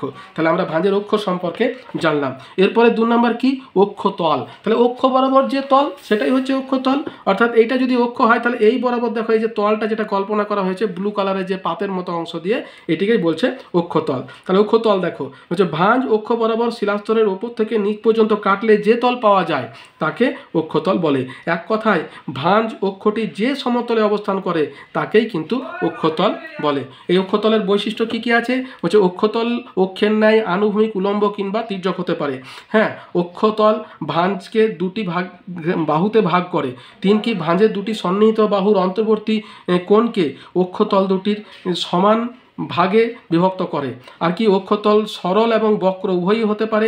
5 হচ্ছে ঊর্ধ্বভঙ্গ এবং অধোভঙ্গীয় 2 ভাগে অক্ষতল বিভক্ত। তাহলে আমরা অক্ষতল সম্পর্কে জানলাম। তাহলে এটা গেল আমাদের প্রথম যেটা, সেটা হচ্ছে তোমার ভাঁজের অক্ষ, তারপরে ভাঁজের অক্ষতল। 2 নাম্বারটা হলো। 3 নাম্বার কি? ভাঁজের বাহু কাকে বলে? দেখো বাহু এই জিনিসটা সব থেকে সহজ। অর্থাৎ এই যে তোমার ভাঁজের যে দুদিকে অক্ষতলের বা অক্ষের দুদিকে যে দুটো অংশ তাদেরকে এক একটা বাহু বলে। এই দেখো এইটা একটা বাহু, এইটা একটা বাহু। তাহলে বাহু কোন জিনিসটাকে বলছে? বলছে ভাঁজের অক্ষের দুপাশে বিস্তৃত শিলাস্তরকে বাহু বলে। তাহলে অক্ষের দুপাশে বিস্তৃত শিলাস্তরটিকে বলছে বাহু। অন্যভাবে বলা যায় ভাঁজের একটি অক্ষ থেকে পরবর্তী অক্ষ পর্যন্ত বিস্তৃত অংশকে বাহু বলা হয়। দুটোই বলতে পারো তোমরা, যেটা ইচ্ছা। এবার কি বৈশিষ্ট্য কি? ভাঁজ অক্ষের দুপাশে দুটি বাহু থাকে। সংনমন বলে তীব্রতার তারতম্যের কারণে বাহু দুটি সমান অসমান দৈর্ঘ্যের হয়। 3 কি? অনুভূমিক তলের সঙ্গে বাহু দুটি সমান এবং অসমান করে নত থাকে। 4 কি? ঊর্ধ্বভঙ্গ এবং অধোভঙ্গ গঠনের মধ্যে যে বাহুটি সাধারণ বাহু হিসাবে অবস্থান করে তাকে মধ্যবর্তী বাহু বলে। দুটি সন্নিহিত বাহুর বক্রতা পরিবর্তন বিন্দুকে অঙ্কিত স্পর্শক দুটি মধ্যবর্তী কোণকে অন্তর্বাহু কোণ বলে। আর সবশেষ কি? বাহু ভাঁজের শীর্ষবিন্দু থেকে পাদবিন্দু পর্যন্ত বিস্তৃত থাকে। যখনই তোমরা কোনো প্রশ্নের উত্তর লিখবে তখন কিন্তু এই টুকরো টুকরো টুকরো টুকরো করে বৈশিষ্ট্য বা পয়েন্ট পয়েন্ট করে লিখবে, তাহলে কিন্তু বুঝতে সুবিধা হবে। তাহলে এটা গেল তোমার ভাঁজের বাহু। এবার নেক্সট কি হচ্ছে? নতি কোণটাকে বলে। তাহলে নতি মানে কি? ডিপ বা নতি মানে হচ্ছে কোণ, বুঝতে পেরেছো? তাহলে যে কোণে অবস্থান করছে ভাঁজের বাহুটা সেটিকেই বলছে ডিপ বা নতি। তাহলে দেখো শিলাস্তরের ভাঁজ বাহুর অনুভূমিক তলের সঙ্গে যে কোণে নত থাকে তাকে নতি বলা হয় বা ডিপ বলা হয়। দেখো এখানে কি হচ্ছে আমি তোমাদের বলে দিই। ধরো এটা যদি আমাদের ভাঁজ হয়, এই যে ধরো এটা হচ্ছে তোমার ভাঁজ, ঠিক আছে। এইটার উপরে যদি একটা আনুভূমিক তল কল্পনা করা হয়, তাহলে এটা ধরো এখানে স্পর্শ করবে, তাহলে এই যে কোণটা আছে, এই যে একটা বাহু, এই একটা বাহু ভাঁজের, ঠিক আছে। তাহলে এই যে কোণটা আছে এইটিকেই বলছে ডিপ বা নতি। এইটার মান যত হবে, তোমার যদি দুটো ভাঁজের বাহু যদি সমান বিস্তৃত থাকে তাহলে দুটোর নতি একই হবে, আর যদি আলাদা আলাদা হয় তাহলে এইটার নতি আলাদা, এটার নতি আলাদা, ঠিক আছে। তাহলে এটাকেই বলছে নতি। বৈশিষ্ট্য কি বলছে, ভাঁজের বাহু যেদিকে হেলানো থাকে তাকে নতির দিক বলে। 2 নাম্বার কি, ভাঁজের নতি সর্বনিম্ন 0 ডিগ্রি, সর্বোচ্চ মান 90 ডিগ্রি হয়, অর্থাৎ 90 ডিগ্রির বেশি কিন্তু হয় না। তারপরে দেখো কি আছে, ভাঁজের নতির মান এবং দিক উভয়ই থাকায় এটা একটা ভেক্টর রাশি। তাহলে রাশি দুটো, স্কেলার এবং ভেক্টর। স্কেলার মানে যেটার একটাই থাকবে, ভেক্টর মানে যেটা দুটোই থাকবে। তাহলে ভাঁজের নতি কিন্তু দুটোই আছে, মান এবং দিক দুটোই আছে, তাদেরকে ভেক্টর রাশি বলছে। 4 কি, নতি শিলাস্তরের ঢাল নির্দেশ করে। 5 হচ্ছে নতি সর্বদা আয়ামের সঙ্গে সমকোণে থাকে। তাহলে এখানে দেখো আয়াম জিনিসটা কি, এই জিনিসটা তোমাকে বলতে হবে। আয়ামের সঙ্গে সমকোণে থাকে। আয়াম কোন জিনিসটাকে বলছে জানো? আয়াম হচ্ছে যে রেখা বরাবর এই যে তোমার যে আনুভূমিক তলটা আছে না, যে রেখা বরাবর স্পর্শ করছে সেইটিকেই বলছে তোমার আয়াম। এই যে এইটা হচ্ছে তোমার আয়াম। অর্থাৎ ভাঁজের উপরে যে আনুভূমিক তল কল্পনা করছি, সেই আনুভূমিক তল যে রেখা বরাবর ভাঁজকে স্পর্শ করছে, এই যে এটা তো একটা রেখা হবে, ধরো ভাঁজটা এরকমভাবে স্থিত আছে, তাহলে এইটা ধরো যদি আমাদের আনুভূমিক তলটা হয়, তাহলে যে রেখা বরাবর এটিকে স্পর্শ করছে এইটিকে বলছে তোমার আয়াম, ঠিক আছে। তাহলে আয়াম। এরপরে দেখো তাহলে এটা গেল তোমার নতি সম্পর্কে। এরপরে দেখো কি আছে, এরপরে নতির পরে আছে দেখো আয়াম। তাহলে আয়ামটা আমি তোমাকে বুঝিয়ে দিলাম। এবার দেখো শব্দে বললে কি হচ্ছে দেখাই। আয়াম বলছে শিলাস্তরের স্তরায়ন তল আনুভূমিক তলকে যে রেখা বরাবর ছেদ করে তাকে স্ট্রাইক বা আয়াম বলে। তাহলে যে রেখা বরাবর ছেদ করে, অনুভূমিক তলটা যে রেখা বরাবর ছেদ করছে, তাহলে এটা যদি আমাদের তোমার ভাঁজ হয়, তাহলে এইখানে যে ভাঁজটা বিস্তৃত আছে এবং তার উপরে যদি একটা আনুভূমিক তল কল্পনা করা হয়, তাহলে যে রেখা বরাবর এই আনুভূমিক তলটা ভাঁজকে ছেদ করবে সেইটিকেই বলছে তোমার আয়াম। পরিষ্কার হয়েছে? বৈশিষ্ট্য কি বলছে, ভাঁজের আয়াম সর্বদা ভাঁজের বাহুর নতির সঙ্গে সমকোণে অবস্থান করে। 2 কি, আয়াম একটি স্কেলার রাশি, অর্থাৎ তার মান আছে কিন্তু অভিমুখ কিন্তু নেই, কারণ তার মান আছে কিন্তু দিক নেই। 3 কি, আয়ামকে সাধারণত মিটার বা কিলোমিটারে প্রকাশ করা হয়। 4 কি, আয়াম শিলাস্তরের বিস্তৃতিকে আলোকপাত করে। তার মানে কি বলতো, এইটা কতটা বিস্তৃত হবে, এই যে তোমার ভাঁজটা কতটা বিস্তৃত, সেটা কিন্তু এই আয়াম দ্বারা প্রকাশিত হবে। অর্থাৎ যতটা তোমার আনুভূমিক তল স্পর্শ করবে ততটা পর্যন্ত তার বিস্তৃতি। অর্থাৎ এটা যদি ধরো যতটা মিটার হবে বা যত কিলোমিটার তো হবে না, মিটারই হবে, তাহলে এই বিস্তৃতিটাই হচ্ছে তোমার আয়াম। তাহলে এর মান থাকবে কিন্তু অভিমুখ থাকবে না, অর্থাৎ এটা পূর্ব দিকে না পশ্চিম, এই জিনিসটা কিন্তু তোমার থাকবে না। তাহলে এটা গেল তোমার আয়াম। এরপরে দেখো আমাদের কি আছে, গ্রন্থি, বিন্দু, বলয় বা কক্ষ। তাহলে গ্রন্থি বিন্দু কোনটাকে বলছে দেখো, গ্রন্থি বিন্দু, গ্রন্থি রেখা এবং গ্রন্থি বলয়। তাহলে গ্রন্থি জিনিসটা হচ্ছে কি বলতো, যে জায়গাতে সব থেকে বেশি বাঁক অনুভূত হবে, ঠিক যেমন সেই জায়গাটিকে আমরা অক্ষ বললাম, ঠিক একই রকম জিনিস দেখো বলছে গ্রন্থি বিন্দু, বলছে ভাঁজের যে বিন্দুতে শিলাস্তরের বক্রতা সবচেয়ে বেশি, একই রকম ব্যাপার। অর্থাৎ যে জায়গাতে বক্রতা, ধরো এটা যদি ভাঁজের দুটো বাহু হয়, তাহলে সব থেকে বেশি বক্রতা এই জায়গাতে হবে। তাহলে এই জায়গাটিকে বলছে তোমার গ্রন্থির বিন্দু, এবং কতগুলো গ্রন্থি বিন্দুকে যুক্ত করে পাওয়া যায় গ্রন্থি রেখা। তাহলে বক্রতা সবচেয়ে বেশি তাকে বলছে তোমার গ্রন্থি বিন্দু বলে। হ্যাঁ, তাহলে দেখো তোমরা অন্যদিকে বলতে পারো যে অক্ষ যেটা আছে, অক্ষেরই কিন্তু একটা রূপ হচ্ছে গ্রন্থি বিন্দু। তাহলে অক্ষকে যদি আমরা বিন্দু হিসাবে প্রকাশ করি, তাহলে সেটা হবে তোমার গ্রন্থি বিন্দু। হ্যাঁ, এবার গ্রন্থি রেখা কোনটাকে বলছে, কোনো ভাঁজের সর্বাধিক বক্রতাযুক্ত বিন্দুগুলিকে যুক্ত করলে যে রেখা পাওয়া যায় তাকে বলছে তোমার গ্রন্থি রেখা। তাহলে এটা হচ্ছে গ্রন্থি, এবং ছোট ছোট গ্রন্থি বিন্দুগুলো যুক্ত করে যেটা পাওয়া যাচ্ছে সেটা হচ্ছে গ্রন্থি রেখা বলে। গ্রন্থি রেখা আনুভূমিক, উলম্ব এবং তির্যক অবস্থায় থাকতে পারে। গ্রন্থি রেখা এবং ভাঁজ অক্ষ সমার্থক হিসাবে গণ্য হয়। গ্রন্থি রেখা বরাবর নতির দিক পরিবর্তন ঘটে। এরপরে কি, গ্রন্থি বলয়। তাহলে অনেক সময় ভাঁজে শিলাস্তরের সর্বাধিক বক্রতা কোনো বিন্দুর পরিবর্তন অঞ্চল বা বলয় জুড়ে হয়ে থাকে, একে তোমার গ্রন্থি বলয় বলে। অর্থাৎ এই ভাঁজের যে তোমার শীর্ষ বিন্দু বা গ্রন্থি রেখাটা যখন বলয়ের আকারে অবস্থান করছে, বলয় মানে কি, গোল আকারে যখন অবস্থান করবে, এই দেখো এখানে এই যে বলয় আকারে অবস্থান করছে, তখন সেটিকে বলছে গ্রন্থি বলয়। তাহলে এটা গেল তোমার গ্রন্থি বলয়। তাহলে গ্রন্থি বলয় সম্পর্কে জানলাম। এরপরে কি আছে বলতো আমাদের শীর্ষবিন্দু। এই শীর্ষবিন্দুটাও কিন্তু ওই একই রকম, গ্রন্থি বিন্দু অক্ষ ওই একই। শীর্ষবিন্দু দেখো বলছে কোনো ভাঁজের প্রস্থচ্ছেদের সর্বোচ্চ বিন্দুকে শীর্ষবিন্দু বলে। তাহলে দেখো আমরা যদি এটা যদি ভাঁজ হয়, তাহলে এটা যদি আমরা প্রস্থচ্ছেদ করি, লম্বচ্ছেদ আর প্রস্থচ্ছেদ, তাহলে প্রস্থচ্ছেদ করি, তাহলে সব থেকে উঁচুতে কি থাকবে, ওই শীর্ষবিন্দুটাই থাকবে যেটা অক্ষের কাছে আছে, ঠিক আছে। তাহলে ওইটিকেই বলছে তোমার শীর্ষবিন্দু। এবার শীর্ষ দেশ কোনটাকে বলছে, যে ভাঁজের উচ্চতম বিন্দু ও শীর্ষবিন্দুকে যুক্ত করলে যে রেখা পাওয়া যায় তাকে শীর্ষরেখা বলা হয়, এবং ভাঁজের প্রতিটি স্তরে আলাদা আলাদা শীর্ষদেশ থাকে। আর শীর্ষতল কোনটাকে বলছে, ভাঁজের শীর্ষদেশ যে তলে অবস্থান করে তাকে শীর্ষতল বলে। তাহলে শীর্ষবিন্দু, শীর্ষদেশ, শীর্ষতেল সর্বদা উত্তল অংশে বা ঊর্ধ্বভাগে অবস্থান করে, এটা কিন্তু অবতল অংশে অবস্থান করে না। কিন্তু ভাঁজের দুটোই অংশ, উত্তলটাও অবতলটাও। তাহলে এইটা গেল তোমার শীর্ষবিন্দু। এরপর দেখো যেটা আছে পাদবিন্দু। তাহলে পাদবিন্দু কোনটাকে বলছে, এটা কিন্তু তোমার নিচের অংশে বলছে কোনো ভাঁজের প্রস্থচ্ছেদের সর্বনিম্ন বিন্দুকে পাদবিন্দু বলা হয়। অর্থাৎ দেখো এই যে ভাঁজটা হচ্ছে, এই যে নিচে যে বিন্দুটা পাওয়া যাচ্ছে এটাকে বলছে তোমার পাদবিন্দু, মানে অবতল অংশে এটা অবস্থান করছে। এটা যেমন উত্তল অংশে থাকে শীর্ষবিন্দু, শীর্ষদেশ, শীর্ষতল, এগুলো যেমন উত্তল অংশে থাকে, ঠিক পাদবিন্দুটা কিন্তু অবতল অংশে অবস্থান করছে। সর্বনিম্ন বিন্দুকে পাদবিন্দু বলে। পাদরেখা হচ্ছে ভাঁজের নিম্নতম বিন্দু বা পাদবিন্দুগুলিকে যুক্ত করলে যে রেখা পাওয়া যায় তাকে পাদরেখা বলা হয়। পাদতল হচ্ছে ভাঁজের পাদরেখা বরাবর সমতল অংশকে পাদতল বা নিম্নতল বলা হয়। তাহলে এই গেল তোমার ভাঁজের পাদবিন্দু। এরপর দেখো ঊর্ধ্বভঙ্গ, অধোভঙ্গ এবং তরঙ্গ দৈর্ঘ্য। তাহলে ঊর্ধ্বভঙ্গ, অধোভঙ্গ এবং তাহলে তোমার পাদবিন্দুটা হলো, তাহলে ঊর্ধ্ব, অধোভঙ্গ এবং পাদবিন্দু, এটাকে আমাদেরকে আলোচনা করতে হবে।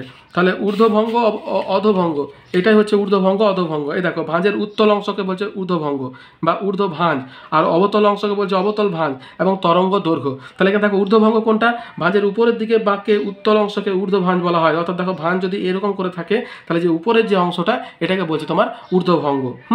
নিচের দিকের বাঁককে অবতল ভঙ্গ বলা হয়। তাহলে এই যে এটা আছে, এটা হচ্ছে অধোভঙ্গ। তাহলে ভাঁজপ্রাপ্ত শিলাস্তরে উত্তল এবং অবতল অংশ পর্যায়ক্রমিকভাবে অবস্থান করলে দুটি সন্নিহিত উত্তল অংশ বা দুটি অবতল অংশের মধ্যবর্তী অংশকে তরঙ্গ দৈর্ঘ্য বলা হয়। অর্থাৎ এই উত্তল এবং অবতলের মধ্যে এই যে দৈর্ঘ্যটা, এটা হচ্ছে তোমার তরঙ্গ দৈর্ঘ্য। তাহলে এটা গেল তোমার তরঙ্গ দৈর্ঘ্য। এরপরে দেখো কি আছে, তরঙ্গ দৈর্ঘ্যের পর বক্রতা পরিবর্তন বিন্দু এবং রেখা কাকে বলে। তাহলে বক্রতা পরিবর্তন বিন্দু বা রেখা কোনটাকে বলছে, পাশাপাশি দুটি গ্রন্থি রেখার মধ্যবর্তী বাহু। তাহলে দুটি গ্রন্থি রেখা মানে কি, ধরো এই একটা গ্রন্থি রেখা, এই একটা গ্রন্থি রেখা, সর্বোচ্চ বিন্দু অক্ষ বরাবর যেটা থাকছে। তাহলে দুটি গ্রন্থি রেখার মধ্যবর্তী বাহুর যে বিন্দুতে উত্তল এবং অবতল অংশের সীমা নির্দিষ্ট হয় তাকে বক্রতা পরিবর্তন বিন্দু বলে। এই বিন্দুতে ভাঁজের বক্রতার পরিমাণ শূন্য হয়, এটি ঢালের পরিবর্তনকে নির্দেশ করে। পাশাপাশি দুটি অত্যধিক বক্রতা পরিবর্তন বিন্দু সংযোগকারী রেখা সীমা নির্দেশ করে, তাকে বক্রতা পরিবর্তন রেখা বলা হয়। তাহলে এটা গেল তোমার বক্রতা। এরপরে আছে অক্ষতলীয় বেদ এবং সমকোণীয় বেদ। তাহলে অক্ষতলীয় বেদ এবং সমকোণীয় বেদ কোনটাকে বলছে, যে কোনো শিলাস্তরের দুটি স্তরায়ন্তরের মধ্যবর্তী দূরত্বকে বেদ বলা হয়। অর্থাৎ পুরুত্বটাকে বলছে বেদ। অর্থাৎ এইটা কতটা চওড়া সেই জিনিসটাকে বলছে বেদ বলে। ভাঁজপ্রাপ্ত শিলাস্তরের বেদ যখন ভাঁজের অক্ষতলের সমান্তরালে পরিমাপ করা হয় তখন তাকে অক্ষতলীয় বেদ বলা হয়। অক্ষতলীয় বেদের দ্বারা অক্ষতল এবং স্তরায়ন্তলের পারস্পরিক সম্পর্ক প্রকাশ করা হয়। আবার এই শিলাস্তরটির স্তরায়ন তলদ্বয়ের মধ্যবর্তী সমকোণীয় দূরত্বকে সমকোণীয় বেদ বলে। সাধারণত অক্ষতলীয় বেদ সমকোণীয় বেদের তুলনায় বেশি হয়। তাহলে এটা গেল তোমার বেদ সম্পর্কে। এরপর দেখো আচ্ছাদন তল ও বিস্তার, অর্থাৎ কতটা বিস্তৃত আছে সেটাই হচ্ছে। দেখো আচ্ছাদন তল কোনটাকে বলছে, তরঙ্গ সদৃশ্য ভাঁজের উত্তল অবতল অংশ যে দুটি তলের মধ্যে অবস্থান করে তাকে ভাঁজের আচ্ছাদন তল বলা হয়। অর্থাৎ দেখো এই যে দুটো ভাঁজ আছে, এই দুটো যতটা পর্যন্ত আচ্ছাদন, অর্থাৎ যে ভাঁজটা আছে সেটাকে যদি আমরা ঢাকা দিতে চাই, আচ্ছাদন করতে চাই, তাহলে যে তলটা পাওয়া যাবে পুরোটাকে করবে, সেটিকে বলছে তোমার আচ্ছাদন তল। ভাঁজের উচ্চতা বৃদ্ধি পেলে আচ্ছাদন তলের মধ্যবর্তী দূরত্ব কিন্তু বৃদ্ধি পায়। আচ্ছাদন তল ও ভাঁজের বক্রতা পরিবর্তন রেখার মধ্যবর্তী ব্যবধানকে ভাঁজের বিস্তার বলা হয়। তাহলে এই যে দুটোর মধ্যে যে তোমার ডিফারেন্স, সেটিকে কিন্তু বলছে তোমার ভাঁজের বিস্তৃতি বা বিস্তার।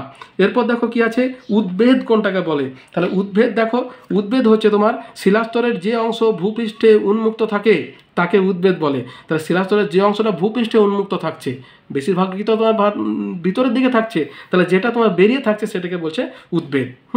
আর কি আছে, উদ্ভেদ আর তোমার বলছে স্তরায়ন তল। তাহলে স্তরায়ন তলটা আমরা বলতে পারবো যে স্তরের যে তল সেটা স্তরায়ন তল। বলছে স্তরীভূত শিলার একটি স্তর অপর একটি স্তরের সঙ্গে যে তলে মিলিত হয় সেই সংযোগ তলকে স্তরায়ন তল বলা হয়। বৈশিষ্ট্য কি, একটি শিলাস্তরের সাধারণত দুটি স্তরায়ন তল থাকে।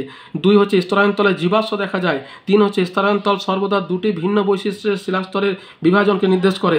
4 হচ্ছে স্তরায়ন তলকে দুভাগে ভাগ করা যায়, বেড এবং ল্যামিনা। তাহলে দেখো বেড কি, স্তরায়ন তল, দেখো এই যে তোমার দুটো ভাগে, এখানে হচ্ছে সন্ধি এবং এটা স্তরায়ন তল। পাললিক শিলাস্তরে ভাঁজ প্রাপ্ত হয়ে গড়ে ওঠা ভঙ্গিল পর্বতগুলিতে স্তরায়ন তল দেখতে পাওয়া যায়। তাহলে তোমার স্তরায়ন তল সম্পর্কে জানলাম। তাহলে এর সঙ্গে কিন্তু আমরা ভাঁজের বিভিন্ন উপাদানগুলি সম্পর্কে আমরা জানলাম।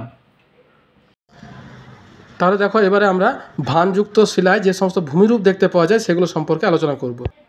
তাহলে দেখো ভাঁজের ফলে গঠিত ভূমিরূপ বলতে আমরা একমাত্র ভঙ্গিল পর্বতটাই কিন্তু আমাদের সামনে কিন্তু আসে, কিন্তু এর বাইরেও দেখো অনেক ভূমিরূপ আছে। তা দেখো ভাঁজযুক্ত শিলায় সৃষ্ট ভূমিরূপ এবং জলনির্গম প্রণালীর সংক্ষিপ্ত বিবরণ। তাহলে দেখো প্রথমে হচ্ছে ভঙ্গিল পর্বত। ভঙ্গিল পর্বত কোন জিনিসটাকে বলছে, যে ভঙ্গিল শব্দের অর্থ হচ্ছে ভাঁজ। শিলাস্তর ভাঁজপ্রাপ্ত হয়ে যে পর্বত গঠিত হয় তাকে ভঙ্গিল পর্বত বলে। উৎপত্তি কি, বলছে গিরিজনী আলোড়নের প্রভাবে অগভীর সমুদ্র বা মহীখাতে সঞ্চিত পলিস্তরে প্রবল পার্শ্বচাপজনিত সংনমন বল ক্রিয়া করে, ফলে পলিস্তরে বিভিন্নভাবে ভাঁজপ্রাপ্ত হয়ে বিস্তৃত অঞ্চল জুড়ে সুউচ্চ ভঙ্গিল পর্বত রূপে আত্মপ্রকাশ করে। এই যে দেখো, এই যে পলি, এই পলিতে ভাঁজপ্রাপ্ত হয়ে ভঙ্গিল পর্বতের সৃষ্টি হয়েছে, যেটা কিন্তু তোমার ভাঁজের ফলে গঠিত একটা ভূমিরূপ। বৈশিষ্ট্য কি, ভঙ্গিল পর্বত বয়সে নবীন এবং প্রাচীন হয়। ভঙ্গিল পার্বত্য অঞ্চলে লক্ষ লক্ষ ভাঁজের উপস্থিতি লক্ষ্য করা যায়। এই অঞ্চল ভূমিকম্প প্রবণ হয়। উদাহরণ হচ্ছে টার্সিয়ারি যুগে হিমালয়, রকি, আন্দিজ, আল্পস প্রভৃতি নবীন ভঙ্গিল পর্বত এই প্রক্রিয়ায় ভাঁজপ্রাপ্ত হয়ে সৃষ্টি হয়েছে। এরপর দেখো জুরা গঠন।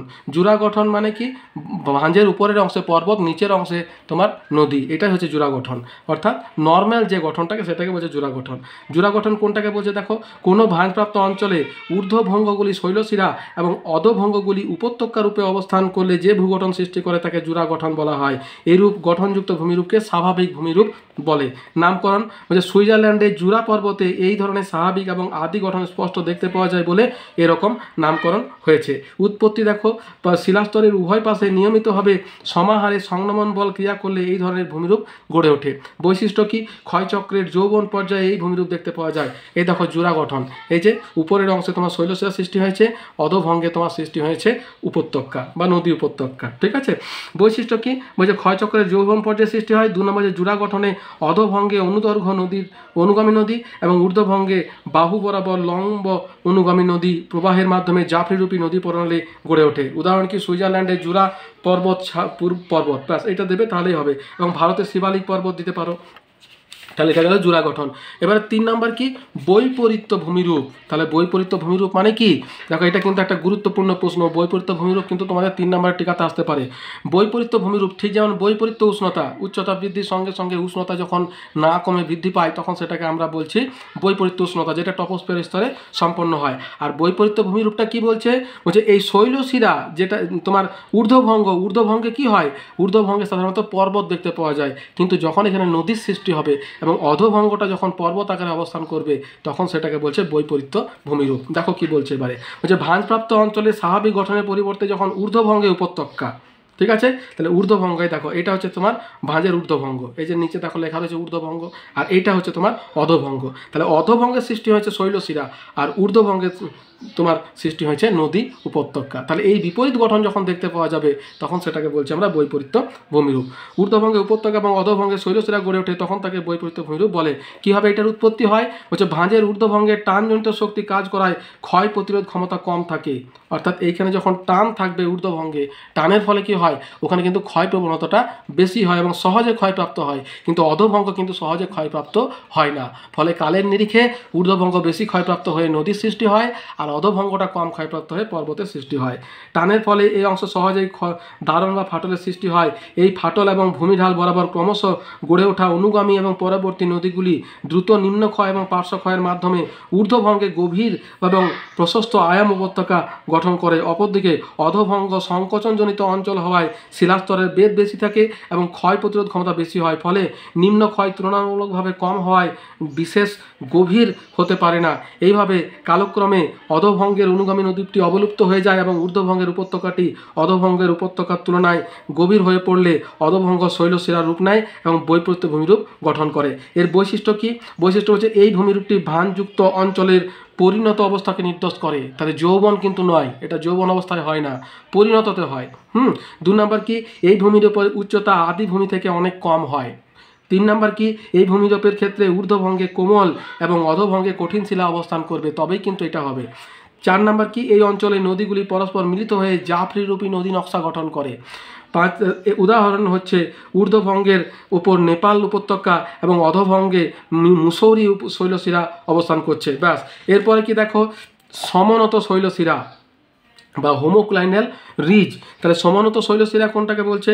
বলছে কোনো ভানযুক্ত শিলাস্তরের ঊর্ধ্বভঙ্গটি ক্ষয় প্রতিরোধ করে দুপাশে সমানভাবে হেলে অবস্থান করলে তখন তাকে সমানত শৈলশিরা বলে। তাহলে সমানত শৈলশিরার তোমার ছবিটা যদি আমাদেরকে আঁকতে হয় তাহলে কীরকম হবে বলো তো? আমি তোমাদের দেখাই সমানত শৈলশিরার ছবিটা। এই দেখো, এইটা হচ্ছে তোমার সমানত শৈলশিরা। এই দেখো, এই যে এখানে আছে তোমার ঊর্ধ্বভঙ্গের উপত্যকা। তাহলে দেখো, এবারে আমরা সমানত শৈলশিরার সম্পর্কে দেখছি। তাহলে সমানত শৈলশিরা হচ্ছে বলছে ভানযুক্ত অঞ্চলে বৈপরীত্য ভূমিরূপের ঊর্ধ্বভঙ্গের শীর্ষদেশে পরবর্তী নদীর নিম্ন ক্ষয়ের ফলে গঠিত আয়াম উপত্যকার দুপাশে সমঢাল বিশিষ্ট সমানত শৈলশিরা এবং মধ্যভাগে সমানত উপত্যকা গঠন করে। তাহলে এই দুটো কিন্তু তোমার ওই বৈপরীত্য ভূমিরূপের ক্ষেত্রে দেখতে পাওয়া যায়। দেখো এইরকম তোমার ঊর্ধ্বভঙ্গের অংশে এরকম তো পরবর্তী নদী এবং আয়াম বরাবর, এই যে তোমার এটা হচ্ছে আয়াম এবং এটা হচ্ছে একটা পরবর্তী নদী, এই একটা নদী, এটাকে বলছে তোমার সমানত শৈলশিরা। ঠিক আছে। এরপর দেখো কি আছে, সমানত শৈলশিরার পরে বলছে সমানত উপত্যকা। তাহলে শৈলশিরা এবং উপত্যকা, তাহলে এইটা হচ্ছে তোমার শৈলশিরা। এই দেখো, এটা হচ্ছে শৈলশিরা। এই যে জলবিভাজিকা হিসাবে যেটা কাজ করছে, এই জলবিভাজিকাটাকে বলছে তোমার সমানত শৈলশিরা, আর যে বরাবর নদী প্রবাহিত হচ্ছে সেটাকে বলছে সমানত উপত্যকা। তাহলে দেখো সমানত উপত্যকাটা এটাও কিন্তু তোমার ওই বিপরীতমুখী যে ভূমিরূপ সেখানেই কিন্তু সৃষ্টি হয়। মধ্যবর্তী অংশটা কিন্তু সমানত উপত্যকা, এখানে কিন্তু দুটোই কিন্তু একসঙ্গে তোমার বলে দেওয়া হয়েছে, সমানত শৈলশিরা এবং মধ্যভাগের সমানত উপত্যকা গঠন করে। তাহলে এই দুটো আমাদের হয়ে গেল। এরপরে কি আছে, গম্বুজ আকৃতির পাহাড়। তাহলে গম্বুজ আকৃতির পাহাড় বলতে এই দেখো, এইটাকে বলছে গম্বুজ আকৃতির পাহাড়, অর্থাৎ যে সমস্ত ভাঁজে দৈর্ঘ্য এবং প্রস্থ সমান, এটা দৈর্ঘ্য যেমন প্রস্থ সেই রকম, এইরকম গম্বুজের মতো যখন আকার গঠন করবে তখন সেটাকে বলছে গম্বুজ আকৃতির তোমার ভূমিরূপ। তাহলে দেখো গম্বুজের সংজ্ঞা কি? বলছে ক্ষয় প্রতিরোধী ঊর্ধ্বভঙ্গে দৈর্ঘ্য প্রস্থ সমান হলে এবং বাহু সমান কোণে বিপরীত দিকে নত হলে তাকে গম্বুজ আকৃতির পাহাড়ে পরিণত করে। বৈশিষ্ট্য কি? এর বাহুর নতি কেন্দ্র থেকে চারিদিকে বহির্মুখী হয়, অর্থাৎ কেন্দ্র থেকে চারিদিকে বহির্মুখী। এই দেখো, এই যে এটা যে গম্বুজ আকৃতির পাহাড়, এদের নিচে দেওয়া আছে গম্বুজ আকৃতির পাহাড়, এইখান থেকে বলছে চারিদিকে তোমার বাহুগুলো বিস্তৃত হয়। আর 2 নম্বর কি বলছে? বলছে যে দীর্ঘদিন ক্ষয়ের ফলে এরূপ আকৃতি ধারণ করে। 3 হচ্ছে এর উচ্চতা তুলনামূলকভাবে কম হয়। উদাহরণ হচ্ছে মার্কিন যুক্তরাষ্ট্রের নাসভিল ডোম। এরপর দেখো বন্ধুর ভূমির গঠন। বলছে শিলাস্তরে ঊর্ধ্বভঙ্গ দ্বারা অধোভঙ্গ দ্বারা থাকলে বিরাট অঞ্চল জুড়ে বন্ধুর ভূমিরূপ গঠন করে। এছাড়া সমনতি ভাঁজ, পাখা ভাঁজ কিংবা আবৃত ভাঁজের ভূমিরূপও কিন্তু গঠিত হয়। এরপর দেখো বলছে ভৃগু। তাহলে ভৃগু কোন জিনিসটাকে বলে? ভৃগু হচ্ছে তোমার হঠাৎ ঢাল, অর্থাৎ তোমার এই যে তোমার যে ভাঁজ সৃষ্টি হচ্ছে, যখন এরকম হঠাৎ করে ঢাল সৃষ্টি করে যখন এইরকম করে ভাঁজের সৃষ্টি হবে তখন এই যে তোমার ধাপের মতো যে অংশটা, এইটাকে বলছে তোমার ভৃগু। বুঝতে পেরেছ? তাহলে ভৃগু কোনটাকে বলছে? ভৃগু বলছে একনত ভাঁজ গঠিত অঞ্চলে নতি ঢাল খুব খাড়া হয়ে ভৃগু সৃষ্টি হয়। নতি ঢাল মানে এইটা হচ্ছে তোমার নতি, অর্থাৎ এইটা যদি তোমার আমাদের আনুভূমিক তল হয় তাহলে এই জিনিসটা হচ্ছে নতি। তাহলে এইটা যখন খুব বেশি খাড়া হয়ে তখন তোমার ভৃগুর সৃষ্টি করছে। যেমন অসম মালভূমির দক্ষিণ ঢাল আবার অপ্রতিসম ভাঁজের খাড়া ঢালযুক্ত বাহুটিকে ভৃগু গড়ে ওঠে। এবার হক ব্যাক মানে কি শুয়োরের পিঠ, বুঝতে পেরেছো?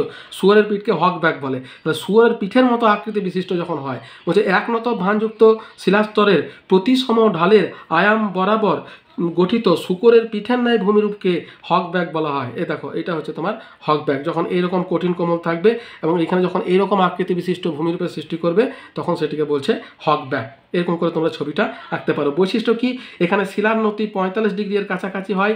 2 হচ্ছে দুই দিকের ঢাল সম প্রকৃতির হয়। 3 হচ্ছে শিলার কাঠিন্যের কারণে হক ব্যাক ক্ষয়ের হার কম হয়। তাহলে এই হচ্ছে তোমার এর বৈশিষ্ট্য। এরপরে দেখো কুয়েস্তা। তাহলে হক ব্যাকের পরের ভূমিরূপ হচ্ছে তোমার কুয়েস্তা। কুয়েস্তা কোনটাকে বলছে? এটা দেখো, আমি তোমাদের ছবিটা দেখাই, কুয়েস্তার ছবি। এই দেখো, এইটা হচ্ছে তোমার কুয়েস্তা। এই দেখো, এই প্রকৃতির ছবিটা হচ্ছে কুয়েস্তা। যখন এইরকম প্রকৃতির ভাঁজ সৃষ্টি হবে এবং উপরে এইরকম প্রকৃতির ক্ষয়প্রাপ্ত হয়ে যখন এরকম হঠাৎ ঢাল হবে, তখন এইটিকে বলছে দেখো কুয়েস্তা। ঠিক আছে, এই অংশটা হচ্ছে কুয়েস্তা। তাহলে কুয়েস্তা সম্পর্কে কি বলছে দেখো, বলছে একনত ভাঁজযুক্ত শিলাস্তরের অপ্রতিসম ঢালের আয়াম বরাবর গঠিত উচ্চভূমি বা শৈলশিলাকে কুয়েস্তা বলে। বৈশিষ্ট্য কি? এর নতি 30 ডিগ্রি বা তার বেশি হয়। 2 কি এক প্রান্ত খাড়া, অপর প্রান্ত সামান্য ঢালু হয়। 3 হচ্ছে কোনো কুয়েস্তার দুই প্রান্ত দিয়ে দুটি নদী বিপরীত দিকে প্রবাহিত হলে দুটি নদীর উৎসের মধ্যবর্তী অংশ কুয়েস্তা সেতু বলা হয়। উদাহরণ হচ্ছে আমেরিকা যুক্তরাষ্ট্রের টেক্সাস উপকূলে দেখা যায়। এবারে বহিষ্ক এবং আস্তরক কোনটাকে বলছে দেখো, এটা বহিষ্ক মানে কি? তোমার যখন মাঝখানে প্রাচীন শিলা থেকে যাবে ভাঁজের, তখন সেটা হচ্ছে বহিষ্ক। দেখো, ভাঁজযুগ গঠনযুক্ত অঞ্চলে দীর্ঘকাল ধরে ক্ষয়কার্যের ফলে অনেক সময় দেখা যায় যে নবীন শিলাস্তর প্রাচীন শিলাস্তর দ্বারা পরিবেষ্টিত হয়ে অবস্থান করছে, একে বহিষ্ক বলে। সাউথ ওয়েলস এর ব্ল্যাক মাউন্টেন একটি বহিষ্কের উদাহরণ। আবার যখন প্রাচীন শিলাস্তর নবীন শিলাস্তর দ্বারা পরিবেষ্টিত হয়, তখন তাকে বলছে আস্তরক বলে।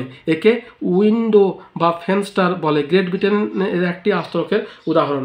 এবার দেখো, আছে তোমার গভীর নদী উপত্যকা এবং জলবিভাজিকা। ওই যে তীক্ষ্ণ ভাঁজের অধভঙ্গের বাহুর নতি খুব বেশি হওয়ায় গভীর নদী উপত্যকা গড়ে ওঠে।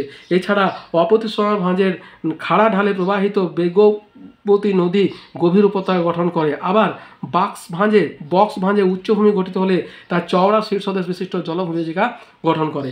তাহলে এই গেল তোমার গভীর নদী উপত্যকা। এবার দেখো জল নির্গম প্রণালী। আমাদের এখানে প্রশ্নটা কিন্তু দুটোকে একসঙ্গে দিয়েছে, একটা হচ্ছে ভূমিরূপ, একটা হচ্ছে জল নির্গম প্রণালী। তাহলে ভূমিরূপ সম্পর্কে আলোচনা করলাম, মোটামুটি 12টা ভূমিরূপ সম্পর্কে আমাদের আলোচনা করা হলো।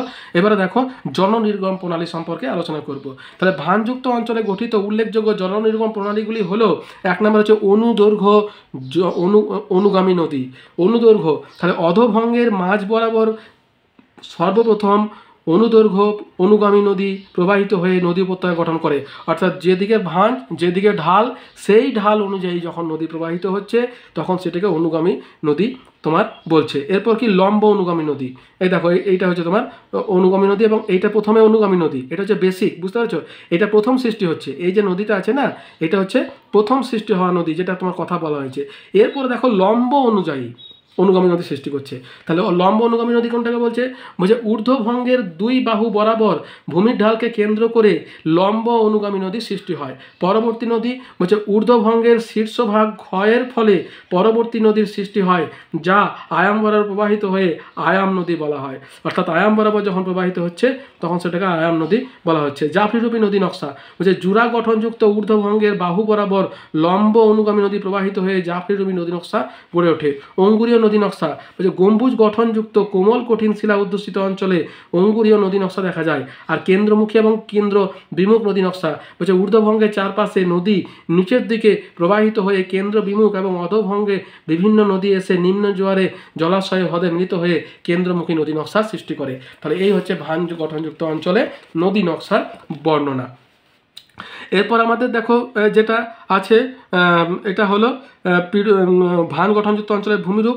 এরপর দেখো আমাদের যেটা আছে, বলছে ভাঁজের উপাদান নতি এবং আয়ামের পার্থক্য।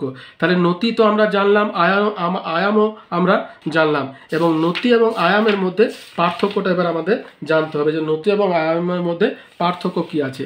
দেখো, নতি বলছে কোনো শিলাস্তর আনুভূমিক তলের সঙ্গে, দেখো আমি যে ছবিটা এঁকেছিলাম নতি এবং আয়ামের, সেটা আর একবার তোমাদের দেখিয়ে দিই যে এইটা হচ্ছে নতি। অর্থাৎ এটা যে ভাঁজ আছে, এই ভাঁজের সঙ্গে এই যে কোণটা অবস্থান করছে তোমার, এই যে বাহুর সঙ্গে যে কোণটা অবস্থান করছে এটাকে বলছে নতি। আর আয়াম হচ্ছে তোমার যে রেখা বরাবর আনুভূমিক তলটা ঢালকে তোমার স্পর্শ করছে সেটাকে বলছে আয়াম। এবার দেখো দুটোর মধ্যে পার্থক্য, আমরা ছবিটা পাশাপাশি রাখি তাহলে পার্থক্যটা ভালো বুঝতে পারবো। বলছে কোনো শিলাস্তরে আনুভূমিক তলের সঙ্গে যে কোণে নত থাকে তাকে বলা হয় নতি, অর্থাৎ যে কোণে নত থাকছে বাহুটা সেটাকে বলছে নতি। আর আয়াম কোনটা? বলছে শিলাস্তরের স্তরায়ন তল আনুভূমিক তলকে যে রেখা বরাবর ছেদ করে তাকে বলছে আয়াম, অর্থাৎ এই যে তোমার রেখা বরাবর ছেদ করছে এটিকে বলছে তোমার আয়াম। নতির মান ডিগ্রি, মিনিট, সেকেন্ডে প্রকাশ করা হয়, আয়ামের মান কিন্তু মিটার বা কিলোমিটার প্রকাশ করা হয়। অর্থাৎ এই যে বিস্তৃতিটা, ঠিক আছে, এই বিস্তৃতিটা কতটা হবে এটা হচ্ছে আয়ামের মান। এটা যতটা বেশি হবে মানও তত বেশি হবে মিটার বা কিলোমিটারে। এরপর দেখো নতির একটি নির্দিষ্ট দিক থাকে, অর্থাৎ এই যে নতিটা আছে না এটা কোন দিকে আছে তার কিন্তু নির্দিষ্ট দিক থাকে, কিন্তু এটার কিন্তু কোনো নির্দিষ্ট দিক থাকে না। হ্যাঁ, যার জন্য এটাকে বলছে ভেক্টর রাশি। নতি হচ্ছে ভেক্টর রাশি, অপরদিকে আয়ামের কিন্তু শুধু মান আছে কিন্তু কোনো দিক নেই, তাই একে বলছে স্কেলার রাশি। নতি শিলাস্তরের ঢাল নির্দেশ করে আর আয়াম শিলাস্তরের বিস্তৃতিকে নির্দেশ করে, অর্থাৎ এটা কতটা বিস্তৃত, এই ভাঁজটা কতটা বিস্তৃত সেটাকে নির্দেশ করছে। তাহলে এটা গেল তোমার নতি এবং আয়ামের মধ্যে পার্থক্য। এরপর দেখো বলছে বিভিন্ন প্রকার ভাঁজের শ্রেণীবিভাগ করো। এখানে দেখো যে বিভিন্ন প্রকার ভাঁজের তোমার শ্রেণীবিভাগ করতে বলেছে, এই ভাঁজগুলো আমি তোমাদের দেখাচ্ছি এবং এইগুলোর মধ্যে যেগুলো গুরুত্বপূর্ণ সেগুলো সম্পর্কে আমাদেরকে আলোচনা করতে হবে। তাহলে দেখো ভাঁজের শ্রেণীবিভাগ তোমরা দেখতে পাচ্ছ এখানে অনেক প্রকৃতির ভাঁজ আছে, কমসে কম 9 প্রকৃতির ভাঁজ আছে। আমি প্রথমে তোমাদের এক এক করে বলে দিই। প্রথমে সৃষ্টির প্রক্রিয়া অনুসারে বলছে বক্রণ ভাঁজ, কীর্তন ভাঁজ, প্রবাহ ভাঁজ। আকৃতি অনুসারে ঊর্ধ্বভঙ্গ, অধোভঙ্গ, ঊর্ধ্বভঙ্গ ধারা, অধোভঙ্গ ধারা, গম্বুজ এবং বেসিন। অক্ষতলের অবস্থান অনুসারে বা বাহুর সদৃশ্যতা অনুসারে বলছে প্রতিসম, অপ্রতিসম, বিপর্যস্ত বা আবৃত, সমনত, সায়িত, উদ্ঘট্ট, ন্যাপে, পাখা ভাঁজ, একনত ভাঁজ, সাধারণ ভাঁজ। এবারে দুই বাহুর মধ্যবর্তী কোণ অনুসারে বলছে মৃদু ভাঁজ, মুক্ত ভাঁজ, বদ্ধ ভাঁজ, সংকীর্ণ ভাঁজ এবং ঋণাত্মক ভাঁজ। ভাঁজের ভঙ্গি অনুসারে বলছে অবনত ভাঁজ, দ্বি অবনত ভাঁজ, অনবনত ভাঁজ, বহুনত ভাঁজ, অরীয় ভাঁজ, পুনর্নতি ভাঁজ। ভাঁজের শীর্ষদেশের গঠন অনুসারে বলছে তীক্ষ্ণ ভাঁজ, বাক্স ভাঁজ, পাখা ভাঁজ, যুগ্ম ভাঁজ, স্তম্ভাকার ভাঁজ, পশ্চাৎকর্ষণ বা ড্র্যাগ ভাঁজ এবং কৌণিক ভাঁজ। ভাঁজের স্থূলতা অনুসারে বলছে সমরূপী ভাঁজ, সমান্তরাল ভাঁজ, ক্ষীণ শীর্ষ ভাঁজ। আপেক্ষিক বক্রতা অনুসারে বলছে প্রথম শ্রেণীর ভাঁজ, দ্বিতীয় শ্রেণীর ভাঁজ এবং তৃতীয় শ্রেণীর ভাঁজ। এবং অন্যান্য ভাঁজের মধ্যে আছে তোমার দোকলেম ভাঁজ, বুদিনাজ ভাঁজ, অ্যানেসালো ভাঁজ, ছেদক ভাঁজ। তাহলে দেখো এত প্রকৃতির ভাঁজ কিন্তু আছে, কিন্তু তোমাদের সুবিধার্থে আমি বলে রাখি তোমরা দুটো ভাঁজ সম্পর্কে বিস্তারিত জানবে, তার মধ্য থেকেই তোমাদের আসবে। যেমন দেখো আকৃতি অনুসারে আর অক্ষতলের অবস্থান অনুসারে, এই দুটো সম্পর্কে যদি আমরা জেনে নিই তাহলে কিন্তু আমাদের মোটামুটি জানা হয়ে যাবে। বাকিগুলো সম্পর্কে কিন্তু তোমাদের খুব একটা জানার প্রয়োজন আছে বলে আমার মনে হয় না। এই দুটো ভালো করে পড়বে তাহলে কিন্তু তোমাদের হবে। তাহলে আকৃতি অনুসারে কী কী ভাগে ভাগ করছে? ঊর্ধ্বভঙ্গ, অধোভঙ্গ, ঊর্ধ্বভঙ্গ দ্বারা, অধোভঙ্গ দ্বারা, গম্বুজ এবং বেসিন। তাহলে এই 5টা ভাঁজ সম্পর্কে আমরা প্রথমে আলোচনা করছি। তাহলে প্রথমে কি আছে? ঊর্ধ্বভঙ্গ। তাহলে দেখো ঊর্ধ্বভঙ্গ তোমার কোন জিনিসটাকে বলছে এবার আমরা দেখছি, সেটা প্রথম যেটা আছে ঊর্ধ্বভঙ্গ। তাহলে দেখো ঊর্ধ্বভঙ্গ, দেখো ঊর্ধ্বভঙ্গ ভাঁজ যে জিনিসটাকে বলছে, দেখো ঊর্ধ্বভঙ্গ ভাঁজের অংশ, ভাঁজের সৃষ্টি। দেখো ঊর্ধ্বভঙ্গ ভাঁজ, এবার দেখো একটা করে ভাঁজ সম্পর্কে আমরা আলোচনা করছি। ঊর্ধ্বভঙ্গ, তাহলে আকৃতি অনুসারে যে ভাগগুলো আছে, প্রথমে আছে ঊর্ধ্বভঙ্গ ভাঁজ। তাহলে ঊর্ধ্বভঙ্গ ভাঁজ কোন ভাঁজের যে অংশটি উত্তোলকারে উপরের দিকে অবস্থান করে এবং বাহু দুটি নতির পরস্পর বিপরীতমুখী হয় তাকে ঊর্ধ্বভঙ্গ বলে। অর্থাৎ এই যে তোমার ভাঁজটা আছে এই উপরের অংশটিকে বলছে ঊর্ধ্বভঙ্গ। এটার উৎপত্তি কীভাবে হয়? বলছে প্রবল পার্শ্বজনিত সংনমন বলের প্রভাবে ঊর্ধ্বভঙ্গ সৃষ্টি হয়। 2 হচ্ছে ম্যাগমার ঊর্ধ্বমুখী চাপ কিংবা লবণ গম্বুজে ঊর্ধ্বমুখী চাপ ঊর্ধ্বভঙ্গ সৃষ্টি করে। বৈশিষ্ট্য কি? এই ভাঁজের আকৃতি উত্তল প্রকৃতির হয় প্রথম। 2 হচ্ছে ঊর্ধ্বভঙ্গে বাহু দুটি নতি পরস্পর বিপরীত দিকে আনত থাকে। 3 নম্বর হচ্ছে ঊর্ধ্বভঙ্গের উপরে বাইরের দিকে নবীন শিলাস্তর এবং নিচের দিকে প্রাচীন শিলাস্তর অবস্থান করে। ঊর্ধ্বভঙ্গে ভূমিরূপ হিসাবে সাধারণত ঊর্ধ্বভঙ্গ শৈলশিরা গড়ে ওঠে। আর কি ঊর্ধ্বভঙ্গের শৈলশিরার শিলাস্তরে টান বা প্রসারণ ক্রিয়াশীল থাকায় ক্ষয় প্রতিরোধ ক্ষমতা কম হয় এবং শিলাস্তর ফাটলযুক্ত হয়। আর কি বলছে প্রথমে লম্ব অনুগামী নদী, পরে পরবর্তী নদীর সৃষ্টি হয়। আর গুরুত্বকেই ঊর্ধ্বভঙ্গের শিলাস্তরে অবস্থানগত প্রভাবে খনিজ তেল কিন্তু এখানে সঞ্চিত হয়। তাহলে এটা একটা গুরুত্বপূর্ণ দিক যে এখানে কিন্তু খনিজ তেল পাওয়া যায় যা সহজেই উত্তোলন করা যায়। যেমন বম্বে হাই সৌদি আরব। নিদর্শন কি আমেরিকার কলোরাডো অঞ্চলে, ইউরোপের জুরা অঞ্চলে এটা দেখতে পাওয়া যায়। এবারে অধভঙ্গ কোনটাকে বলছে দেখো, অধভঙ্গ তাহলে নিচের অংশটাকে বলছে অধভঙ্গ, এইটাকে বলছে তোমার অধভঙ্গ। তাহলে ঊর্ধ্বভঙ্গ অধভঙ্গ। অধভঙ্গ দেখো বলছে ভাঁজের যে অংশটি অবতল আকারে নিচের দিকে অবস্থান করে এবং বাহু দুটি পরস্পরের দিকে থাকে তাকে অধভঙ্গ বলা হয়।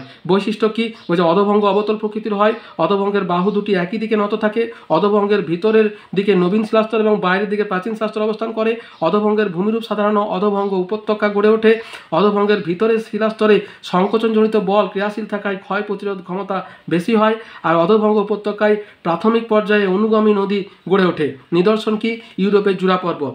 এরপর দেখো আমরা জানবো ঊর্ধ্বভঙ্গ ধারা এবং অধভঙ্গ ধারা সম্পর্কে। তাহলে ঊর্ধ্বভঙ্গ ধারা বলছে কি বলছে একটি বৃহৎ ঊর্ধ্বভঙ্গ শিলাস্তরের মধ্যে যখন ধারাবাহিকভাবে অনেকগুলো ঊর্ধ্বভঙ্গ অধভঙ্গ গড়ে ওঠে তখন তাকে ঊর্ধ্বভঙ্গ ধারা বলা হয়। অর্থাৎ দেখো যখন ভাঁজটাতে অনেকগুলো ঊর্ধ্বভঙ্গ অধভঙ্গ একসঙ্গে থাকবে না তখন সেগুলোকে ঊর্ধ্বভঙ্গ ধারা, আর নিচের অংশটিকে বলছে অধভঙ্গ ধারা। অর্থাৎ ঊর্ধ্বভঙ্গ ধারার মধ্যে ঊর্ধ্বভঙ্গ অধভঙ্গ দুটোই থাকবে, অধভঙ্গ ধারার মধ্যেও কিন্তু ঊর্ধ্বভঙ্গ অধভঙ্গ দুটোই থাকবে। বৈশিষ্ট্য কি বলছে অনুভূমিক সংনমন বল নিয়মিত এবং প্রগাঢ় কাজ না করলে এরূপ ভাঁজ সৃষ্টি হয়। একাধিক ছোট ছোট ভাঁজের সমন্বয়ে গড়ে ওঠে। এই ভাঁজযুক্ত অঞ্চল বন্ধুর ভূমিরূপ গঠন করে।